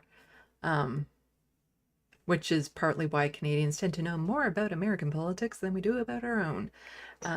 Because a lot of the biggest news networks like CNN and whatnot, a lot of Canadians watch. Like, I'll admit to it, I used to watch a fair bit of CNN way back when. And it used to freak me out too, the types of commercials that I would see when watching CNN, because we're not really exposed to commercials about pharmaceuticals, you know, 5 pharmaceuticals in every commercial break. But there was this one commercial I saw where I'm like, what is wrong with you Americans? Where it was like this little blonde hair, blue-eyed girl, maybe about 8 or something, just like looking into the camera and talking and basically saying, my father loves me enough to have a fallout bunker.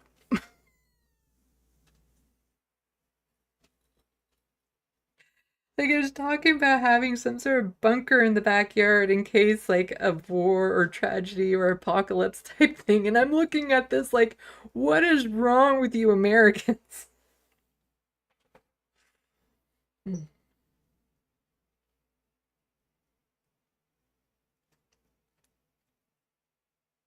John Martinez, more like fixed noise. Yeah.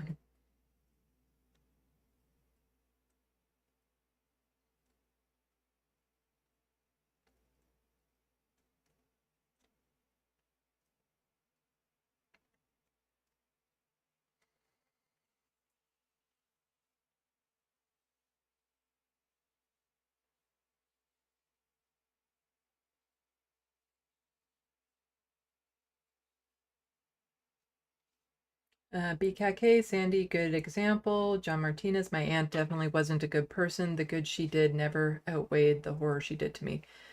Yeah, I know the context of that one. And yeah, like I remember like this one story from when I was a kid. And I wear a lot of jewelry. And I had gotten a necklace from a friend for my birthday. And it was like a little pink heart charm. And I was in the bathroom doing some stuff and the charm came off the necklace and it fell down the drain. And I was really upset because I didn't want to lose this heart necklace that I got from my friend. And my stepfather came into the bathroom and actually undid all the pipes, like went under the sink, undid all the pipes and stuff so that he could fish out the charm from the pipes so that, you know, it wouldn't be washed down the drain. And I got the charm back. And if you were to just take that one story out of my life, then it would sound like I had an amazing stepfather. He was a monster. And I'm scarred to this day because of what happened when I was a child. Like, to the point where I have a hard time with men who look older, because he was a lot older than my mother. And I'm very uncomfortable around men who looked his age. And as I get older, the prospect of dating men that look that age is actually quite unsettling for me. Like, basically anything that would remind me of him. And it's something I'm going to have to get over. I'm going to have to get over if I ever want to date again. Or I could just never date a white guy and avoid that completely. Open to it.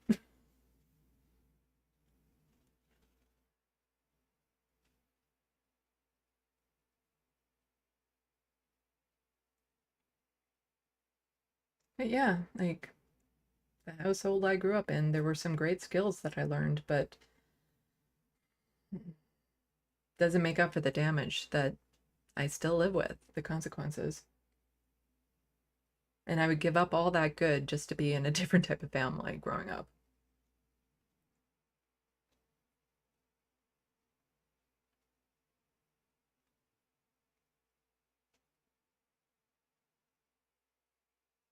Lady Badass, damn, I was caught off guard by the abusive hockey-loving priest. Yeah, there's so many stories that, again, as Binu in Space says, abuse is always complicated. It's a privileged person who is unable to understand that. Yeah, and like, I guess that's part of the way that I explain my love for the country. I still loved my stepfather as a child. Like, it's still possible to love an abuser, and it's not just like parent-child, it could be spouse, it could be a child that's abusive to a parent. Like, humans are very complex creatures, and we are entirely possible of loving abusers. And that never makes the abuse okay. Or it's possible to maybe have a parent that treats you amazingly and has provided you with amazing opportunities, but then you find out we're abusing your neighbor's kids or something of that sort. And to me, that seems to be more of the relationship that I have with this country. It's like, yes, as a person who's living with disabilities, this country is pretty horrid to me. But that said, I've been provided with a lot of opportunity. The social safety net that we have, though it barely exists, it does exist. And, you know, the healthcare system has saved my life 5 times over and all this sort of stuff. And I have a lot of advantages and privileges for being a white, someone who appears as to be a cis woman.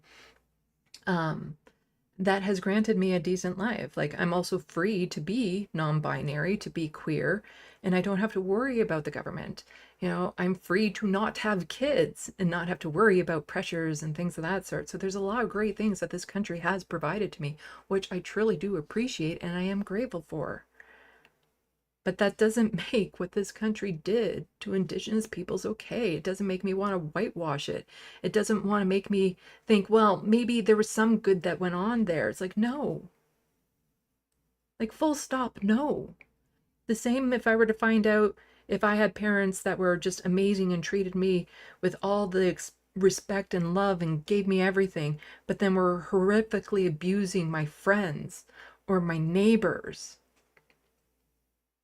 Yes, I would still love them, but it wouldn't make it okay for what they did to everyone else. And I would still want to see them held accountable for it. I want to see the country I love held accountable for the harm it's caused. Because I want this country to be better.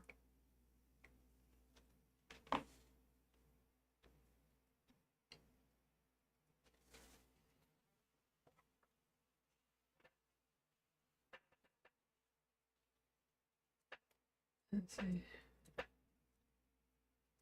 BKK, people give more credence to the good things countries do than what they do to atrocious ones because of how we teach history and how media portrays them.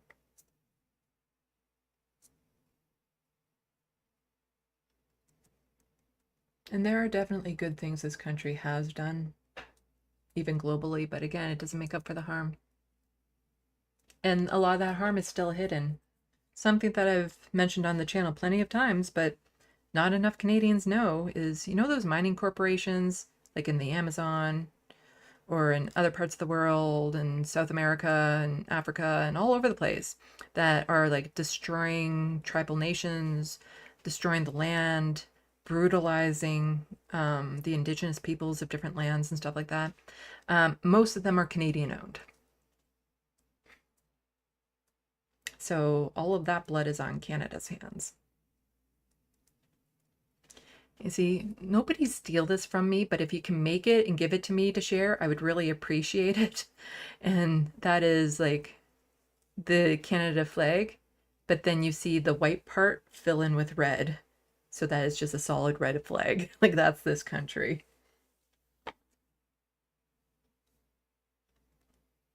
So if you make that GIF, give me credit. Because I don't know how to make that GIF.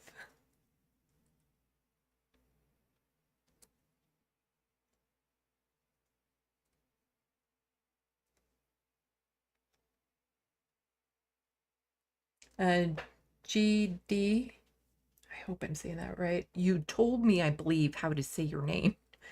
Says, unfortunately, a lot of conservatives in the US want to be ignorant on purpose too. Oh yeah, I wish. Like, well, I wish I wanted to be ignorant. Like, I don't want to be ignorant, but part of me almost wishes that I wanted to just ignore things because life would be so much easier. Like I said, like, you know, if I would just shut up and conform to society, my life would be so much easier. That part of me kind of wishes that's what I wanted, but I don't want that. And I don't, you know, I don't want to conform for the sake of just getting by and fitting in and being accepted. But I can understand the allure, like, especially if you have a lot of things going on in your life, to just want to believe the best in the country, to ignore the rest. I can see the allure of wanting to remain ignorant. The more you know, like, that's what a lot of people say who are new to the left, that it's a lot more depressing because you know more of the truth, the actual truth, not the made up truth the right wants you to believe. And then you also learn how powerless you are to stop it sometimes. And it's a lot. And, you know, just doing mundane things in my apartment and suddenly flashes of what's happening in Gaza will go through my head. Appreciating the fact that I have stuffed animals from childhood and then knowing what happened to Indigenous children in residential schools and how they don't have those little keepsakes from childhood. Like but you have to, it's always important to make sure you take care of yourself and do things that are also good for you.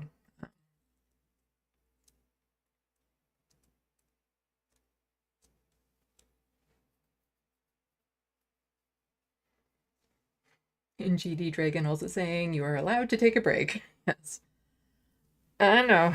This went on. I thought this was going to be a shorter live stream because I only have one bar of all the tabs that I wanted to get to. But I think because most of them were long articles and I wanted to get through most of the articles, that's why it's taken so long, because I was hoping to be done at like 8:50. Oh.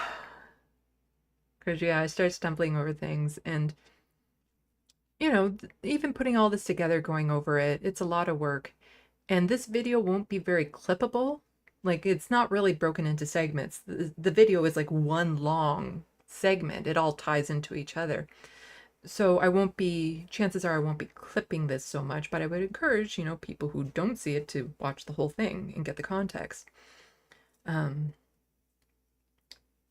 like I say, this is important to me. It's important that, you know, I bring this to my channel, that I spread the message, that I share what I've learned with other Canadians, with other people from outside of Canada, so that people learn what this country is. And just like when I continue to go forward with my regular streams and stuff, I'm still going to incorporate, you know, news that I come across about Indigenous peoples when it's relevant to stories that I'm covering and whatnot, or just even one-off stories that I feel are important to acknowledge.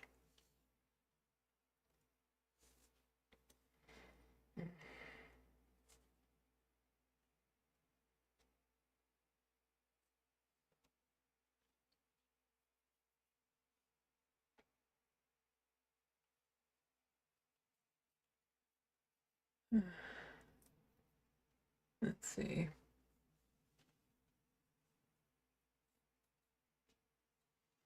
Looney Tunes 9000 pointing out this. So if you follow me on the Hostile Fart Sauna, which is Twitter, and on Blue Sky, I have these two new handles as well, because when I originally signed up with them, I used my name, partly because when I signed up to Twitter, Left of the Box wasn't actually available, but then I checked again and it was. So I decided to take it. And ideally, I want to start separating like my channel content from just me. Although this channel is me, and that's again part of my rationalizing as to why I didn't need separate accounts. But as I got more into my art and writing and stuff, I'm like, actually, I could kind of use separate accounts. But it's a hard slog trying to build up any sort of followship on those two when I'm still struggling to build up followers on my current channels. I'm not that great on social media.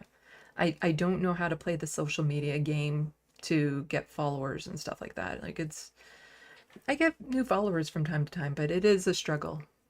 And like banger tweets that I tweet out, I would think I would get more. Actually, my most popular tweet was when I tweeted this out.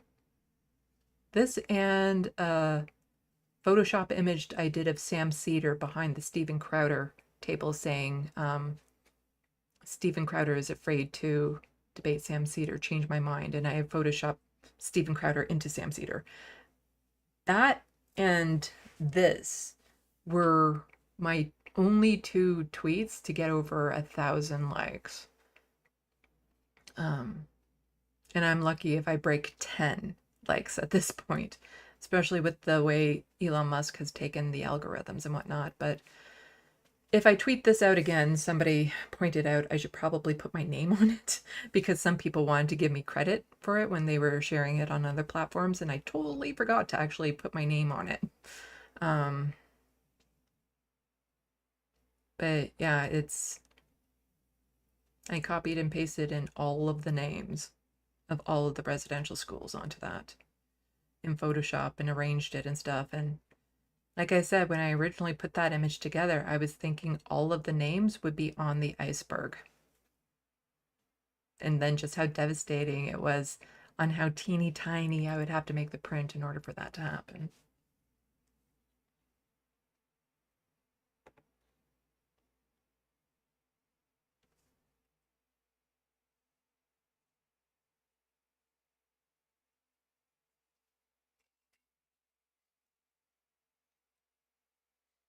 So Life, oh, ChatGPT has a human voice now, Sandy. You can give us an eye and tell it to summarize the page. I don't trust ChatGPT. The burning of the carbonic acid going down my throat helps.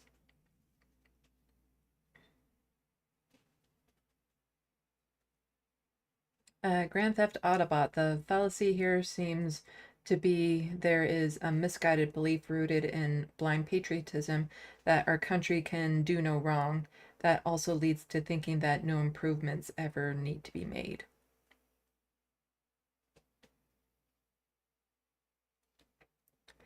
GD Dragon asking, would I be interested in interviewing Shakespeare or being on her YouTube show? I do not know who that is. As Looney Tunes 9000 says, I don't think Sandy knows who that is. I do not know who that is. I'm more than happy to do collaborations with other lefties, but I do need to be somewhat familiar with their content or do some research into them just to make sure that it's not going to be an ambush or something of that sort.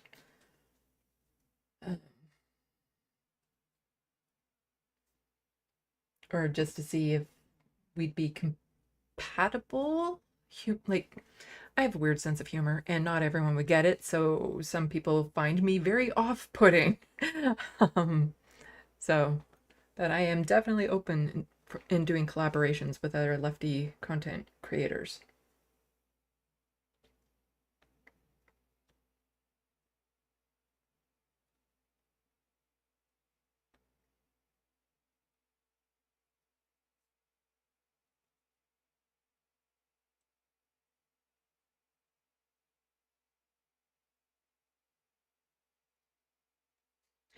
Thing is sometimes I'll see somebody responding to someone, and I'm like, oh, what's the comment that they're responding to? But it wasn't their most recent comment that they're responding to. So then I have to like scroll up and be like, oh, that's what they were responding to.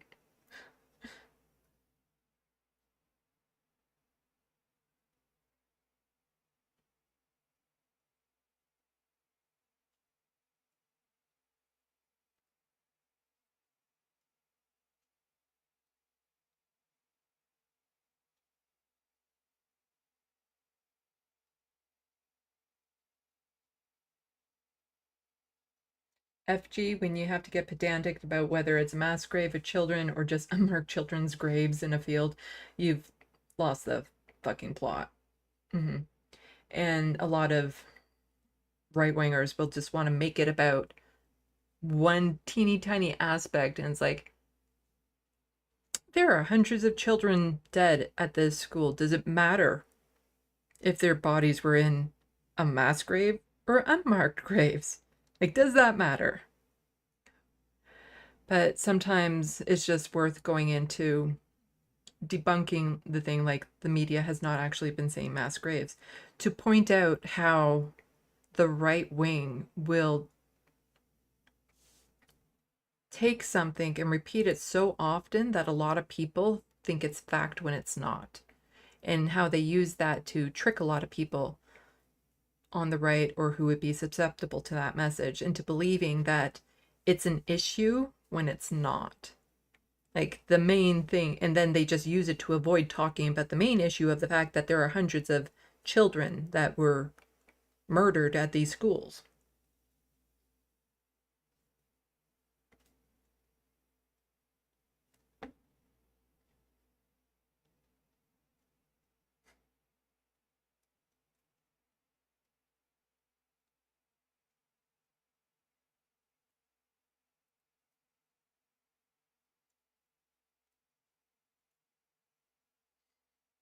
GD Dragon had a little bit of a typo in their comments. I get what you're meaning.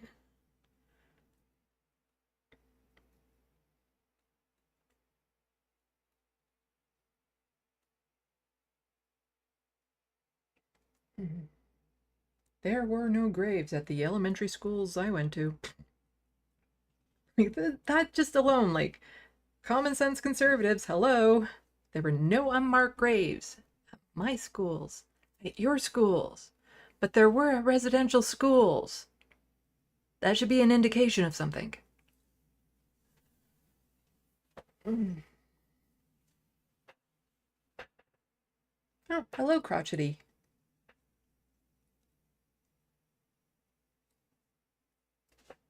I briefly joined Knights of Columbus. I left because of the racist fear-mongering about Asian mass immigration from some of the members and the denialism of residential schools. There have been some groups that people have tried to get me in, and the thing is I would go to one and my face would just be like, are you all hearing what they're saying? I guess that's like the autistic in me. Like I don't feel the need to conform to a group or to fit in or anything. And so you can really separate yourself from what's being said. And I'm just sitting there like, you hear what they're saying, but you're choosing to come here regularly, but you're hearing what they're saying.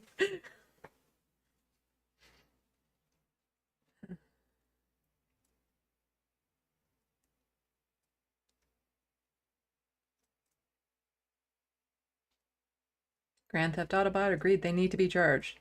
Yeah, like to me it's just ridiculous that you can have people like known abusers at these residential schools. Like you have survivors who were abused by these people, and yet somehow they're still not being brought to court.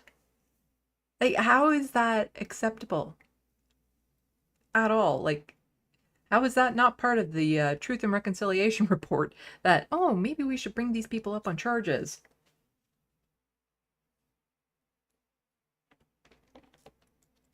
But that would really tarnish the Trudeau name, I think.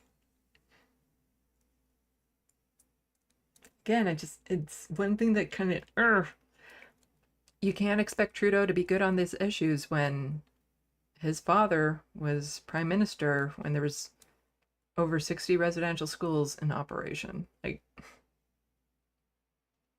he doesn't want his family name tarnished.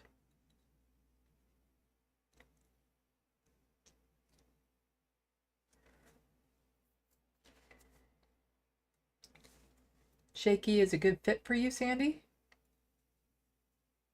I don't know what that means. Has the camera been shaking?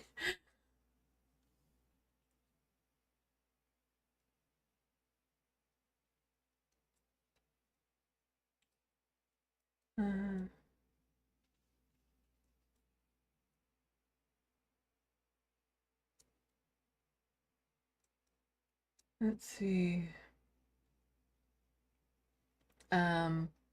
Mo's art. Sam is a perfect example. He's been doing one of, if not the best daily podcast political shows for 20 years, and he's still relatively small. And Looney Tunes replying saying TYT has been shitty for all of its existence. I regularly go back and watch like old show episodes of the Majority Report. And sometimes I will seek out like specific shows to see how they responded to an issue way back when. But, you know, I come across videos from 8-9 years ago. And they're talking about the need for Palestinians to have rights. You know, they're talking about all the same issues and they're still on point. Like they've always, Sam, Michael, Matt, they've always been on the right side of these issues way back when. But Sam in particular, because he's been with it the longest, and you can go back, like even just how he first got started doing all of this because of the invasion after 9/11 and whatnot, and how he was outspoken about that. And even way back then, like before same-sex marriage was allowed in the United States, he was advocating for it. Like, it's just, he's always been on the right side of these issues. And he's obviously not doing it for the money, because he's not small anymore. They have 1.57 million subscribers to their YouTube channel. So they're small, and like, who are you comparing them to? Right-wingers, where a lot of their audience is bought and paid for, like a lot of their numbers. Like to other lefty content creators, they're a pretty big show. But, you know, definitely not making a wealthy living off of it. That's for sure.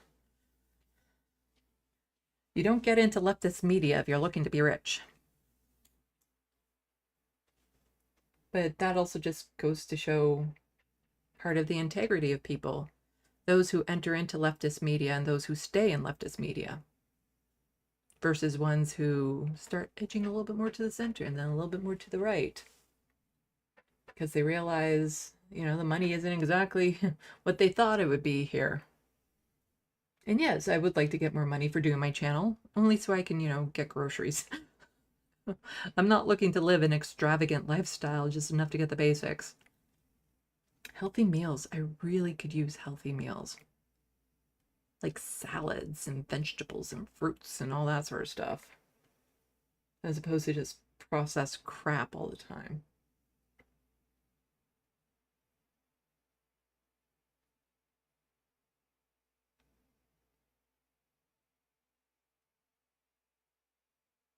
Oops. Ah, I jumped. Lady Badass Shakespeare is our commie mummy. Okay. Is she a YouTube channel?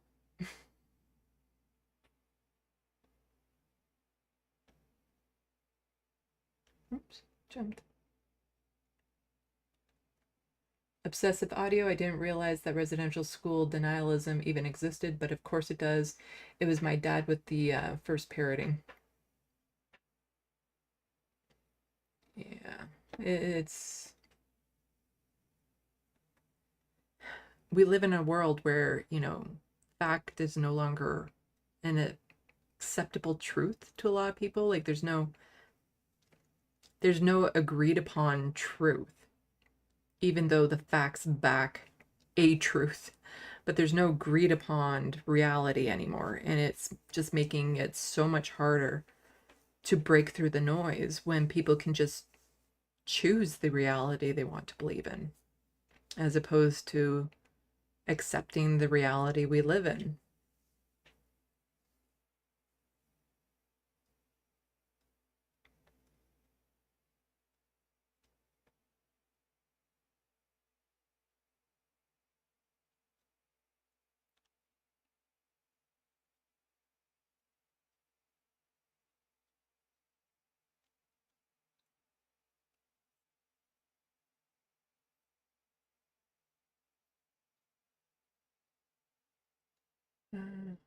Let's see. Lady Badash, I support charging the abusers, but when literal Nazis got away with their crimes, I don't have much hope. Yeah. GD Dragon, I think MIDI Doctors was saying that Shakespeare is a good fit for a guest on your show. Ah, okay.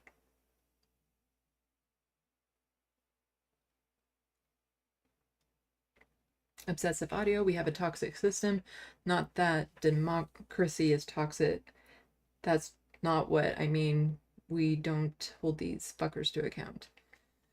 I think we don't have a democracy, not in an honest sense of what a democracy should be. Like, it's a democracy, we vote and stuff, but the scales are so tipped in one direction for certain kinds of people that we're never going to have true representation in office.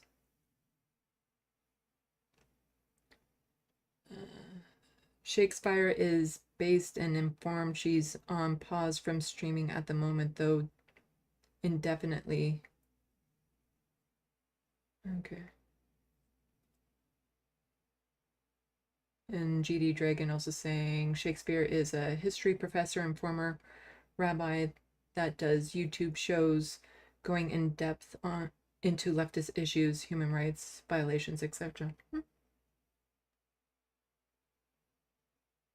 Bad Lefty saying Sammy is still living well off the steak spitting money. Well, he said he was paid well for doing the show, which I found a full episode of.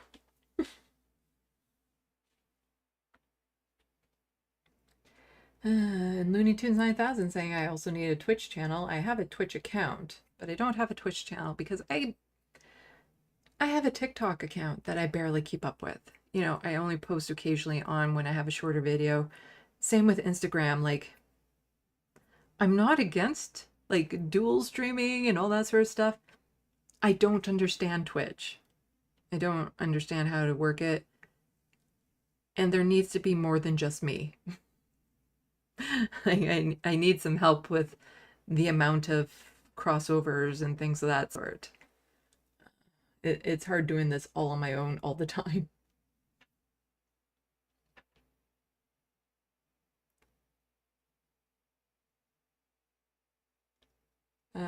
Hello, Neuro Riot, I think. I don't think I've seen you in the sandbox before, so welcome.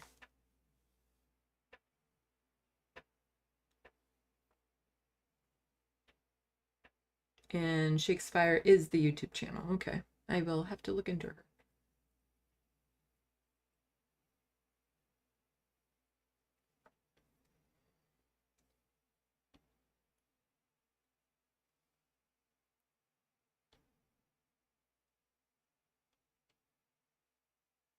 John Martinez, also, there should not be a statute of limitation for these killers. Like, technically speaking, there is no statute of limitation on murder, so... and those kids were murdered.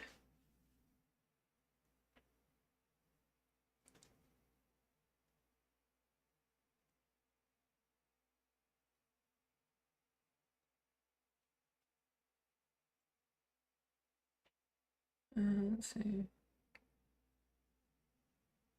John Martinez, Twitch is mostly for gamers anyway.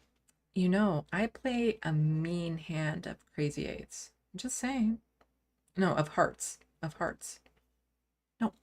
Darn it, what do we call that game? God damn it, I'm bad at this. Is it crazy? No. It's a solitaire game. Look, it's a Free Cell, that's it. I play a mean hand of Free Cell. I game. You should see me rock Mahjong. Sudoku? Got that in the bag. I can game that.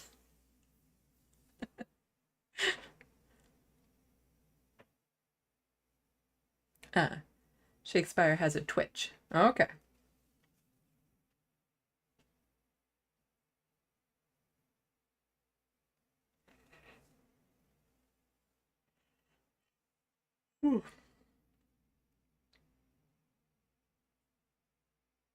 So if Lance is off for the week, does anyone know if he's going to be on Leftist Mafia this week? Because I want to make sure that it's a week that everyone will be on there, and then like start tweeting out blasts and getting everyone else to tweet out blasts to be like, so why haven't they invited me on yet?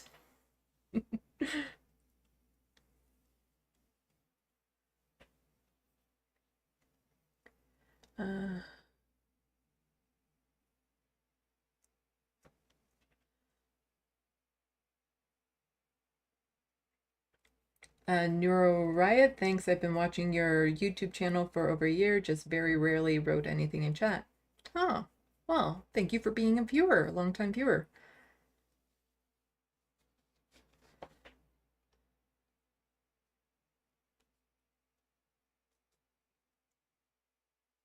Yeah, it's been about a year now that I've started doing live streams. And last time I did a live stream, it was more because I wanted to start basically a fundraiser for vet bills for my cat Frodo. Where is it? There we go.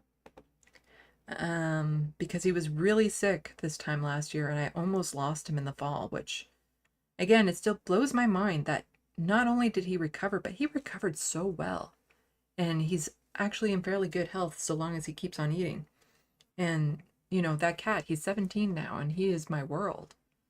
And I do have to give him daily medication. So yeah, any continued help with that would be appreciated. And the specific way to help with Frodo's vet bills is by the PayPal link in the description box below. Or if you're Canadian, you can send an e-transfer to SandeeLovas@gmail.com.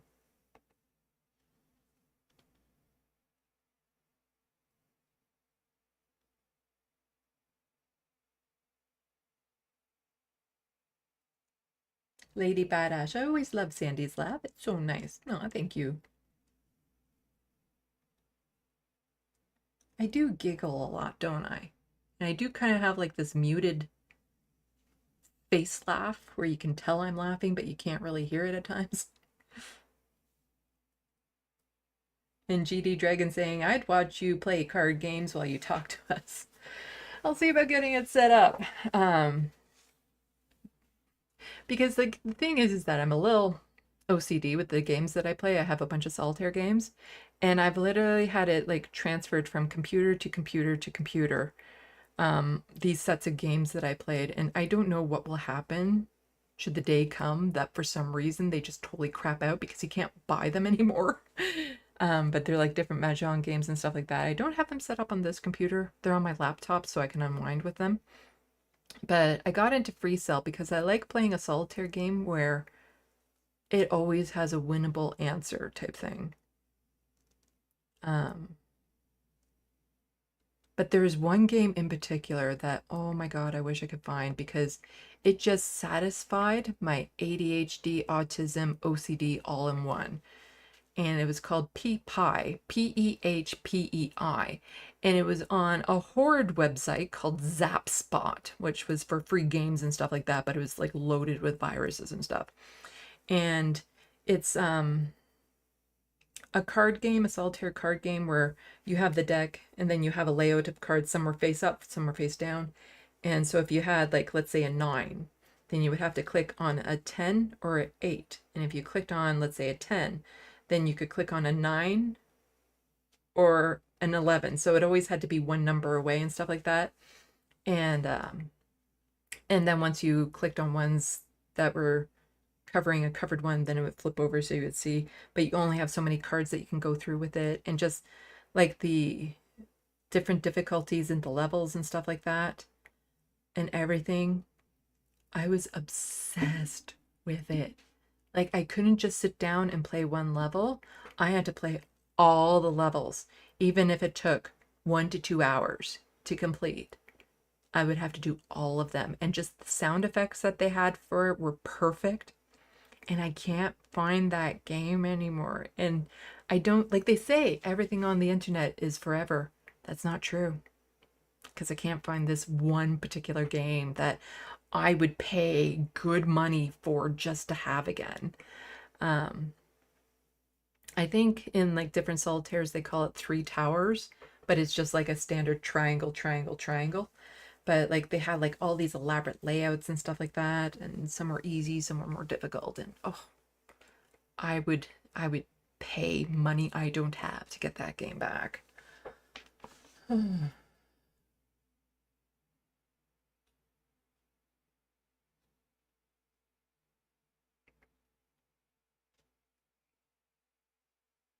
People saying Lance is not on Leftist Mafia this week, which is good to know. So I won't spam them this week to try to get on.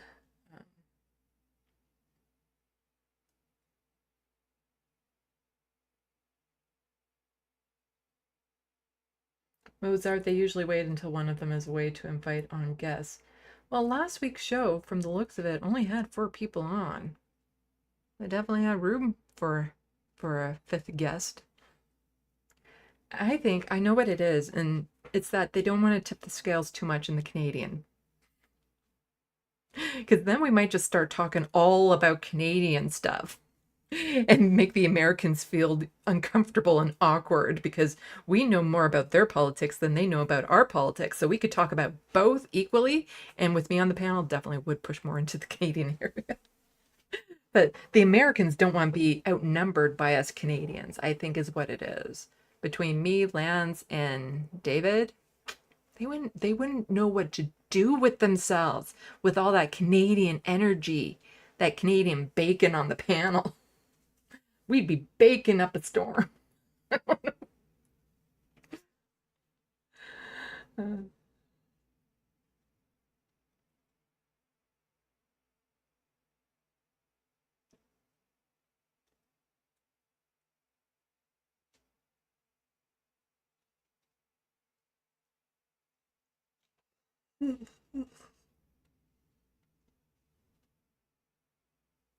Yeah, I think I'm about ready to go. Hello, my buds. Nap time. Yeah, I should probably be heading out. Because I was not expecting to be on here this late, and now I'm just getting distracted by the chat. Part of it is after covering so much heavier stuff, this is a good way to unwind by just chit-chatting. I'll also go play some of my card games and solitaire games and mahjong and stuff like that.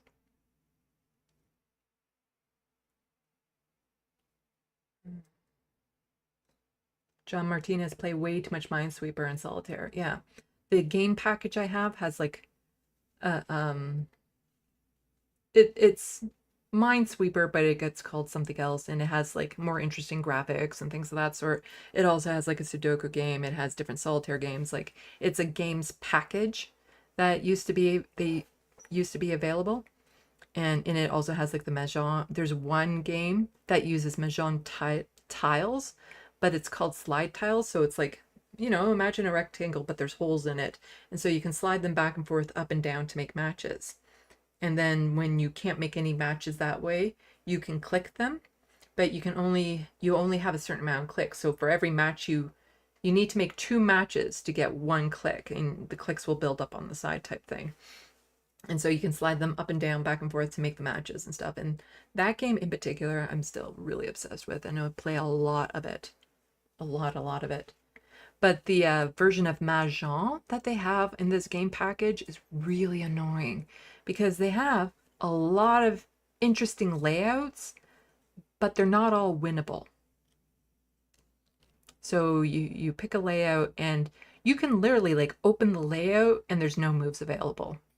Like that's how bad the layouts are. Like this was before, you know, some intelligent programming where they're like, well, maybe we should make every game winnable in Mahjong, as opposed to making ones that you get almost down to the very last few tiles to realize, nope, can't. This is impossible to win this layout or this particular pattern in the layout. So annoying.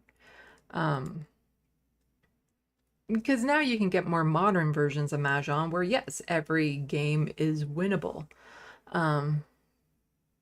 But I'm so used to the tiles and how they look and the layouts, and it's the autist in me where I need that consistency.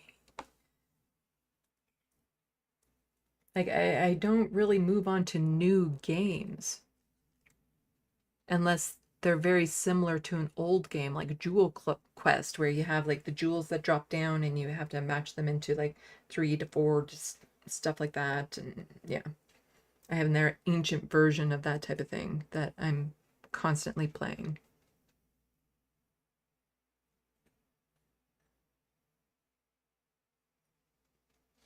Seth Evans must complete, yes.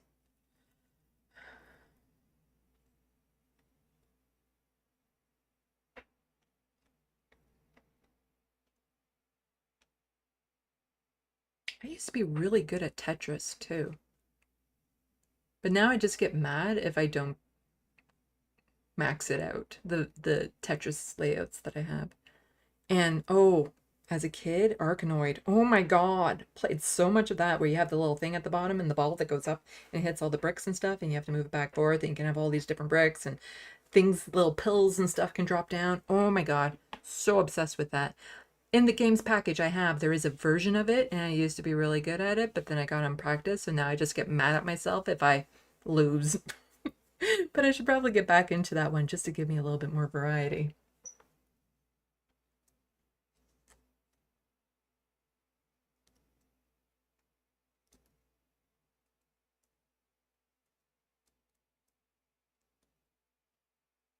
What time is it in Canada? Is it an even or an odd day?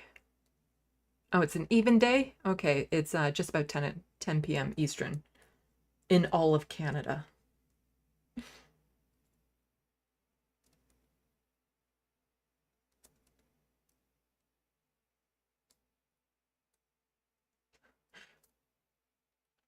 Yes, Looney Tunes 9000, thanks for filling in for Matt in the letter hack this evening, Sandy. Please continue to keep him in your thoughts as he still has no power. Yeah, really horrible story coming out of the States with the storm, Hurricane Helena that hit, and just the footage and seeing what happened. And friend of the show, the letter hack, and I've also been on his shows, he's been on mine. They don't have any power still, like over like 1.5 million people were without power, and the infrastructure is out, the flooding and stuff, so it's hard to say when he'll be back to doing live streams. But you know, everyone keep him and his in your thoughts. And unfortunately there has been a lot of deaths in this, and they haven't gotten into all the areas to even know how many people have passed away.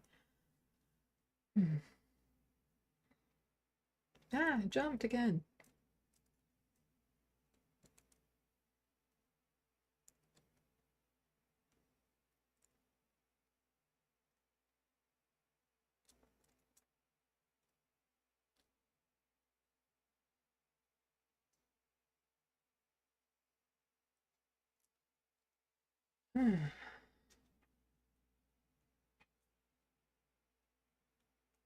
John Martinez, yeah, I also stick with games I'm familiar with. Makes it easier, and they're just as fun. Yeah, for me, it's like I'm not playing the game.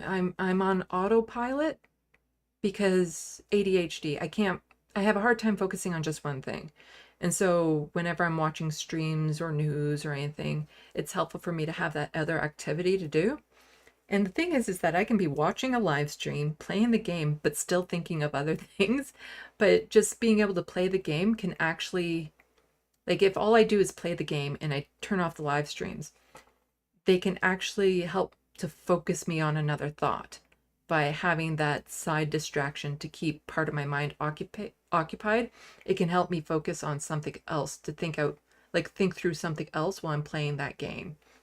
And so I can only do that with games that I'm extremely familiar with. And I'm not, like, yes, I'm trying to win, but I know it's either winnable in that it's a guarantee win, or that it's a 50-50 toss-up as to if it will be winnable. like Spider Solitaire. Not all of them are winnable, but Free Cell, I don't play as often because they're all winnable. So I play to win. And sometimes that might take a little bit more focus. Other people talking about the letter hack. Yeah, Sam read a note from the letter hack today on the Majority Report.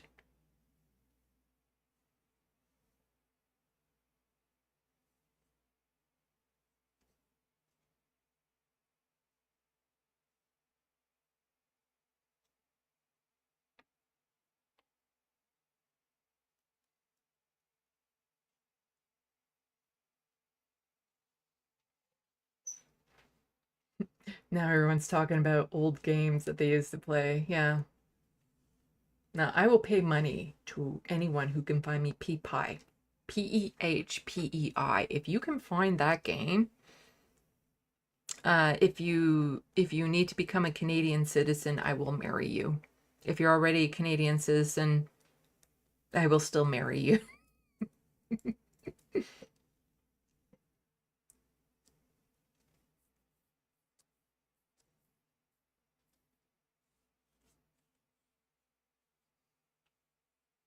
JB, enjoyed your stream and chat. Good night. Good night. Yes, I have to be going to because I should probably like eat food.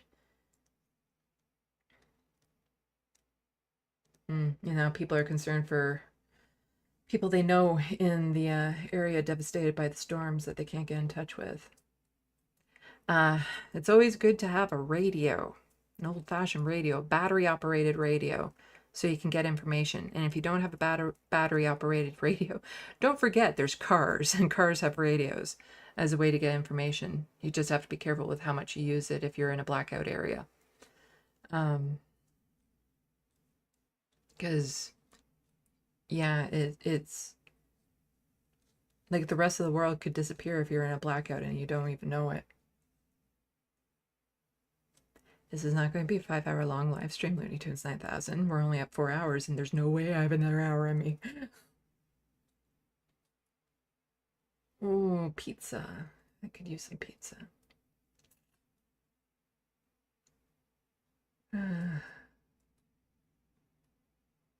Okay, let's...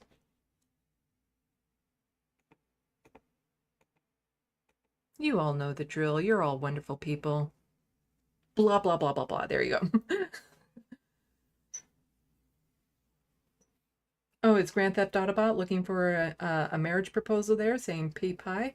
Just found it on Abandonware. I don't know that. I don't know how you could even give me the link. You could email it to... Oh, I'm worried about clicking on any link that P-Pie might be on because Zapspot was so full with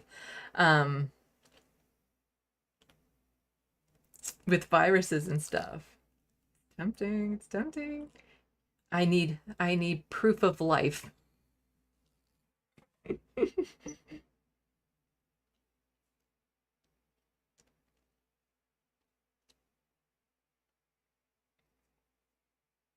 Damn it, Abandonware.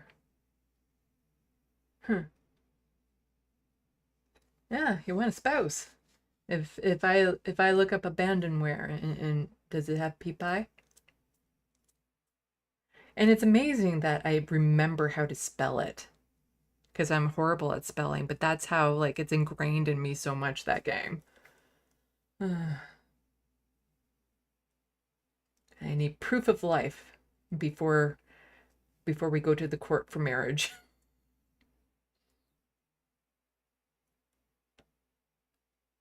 FG Moby Games has P-Pie download too. Can't speak for the safety of the site though. Yeah, that's the tricky thing because it was on a very sketchy site to begin with. And you might be seeing versions of P-Pie, but I need that version, you know, the version I used to play. With the way that the cards will click and sound and all that. Oh, the clicky sound, and I need that. Yeah,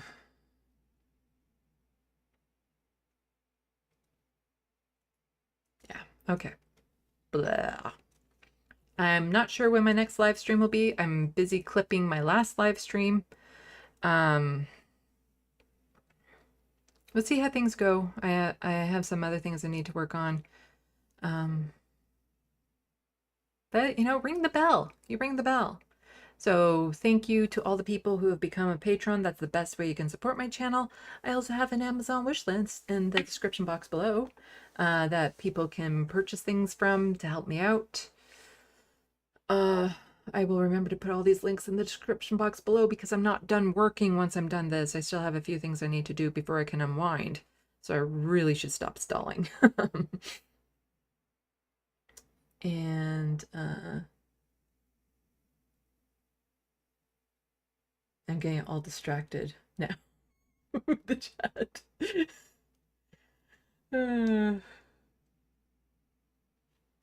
Yeah, okay. Thank you everyone to coming out. Thank you to the mods for keeping the sandbox clean. And stay tuned. Now that I know Lance won't be streaming this week, I might take up some of his time slot.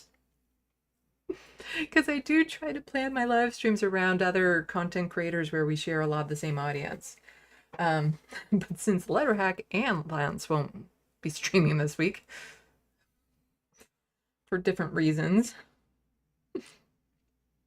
Yeah, but I hope people learned a lot, share, like, all that sort of stuff, and I need to stop talking. So, salut, à la prochaine. Thank you for watching and stay tuned. I'm Sandy, wishing your tomorrow is better than your today.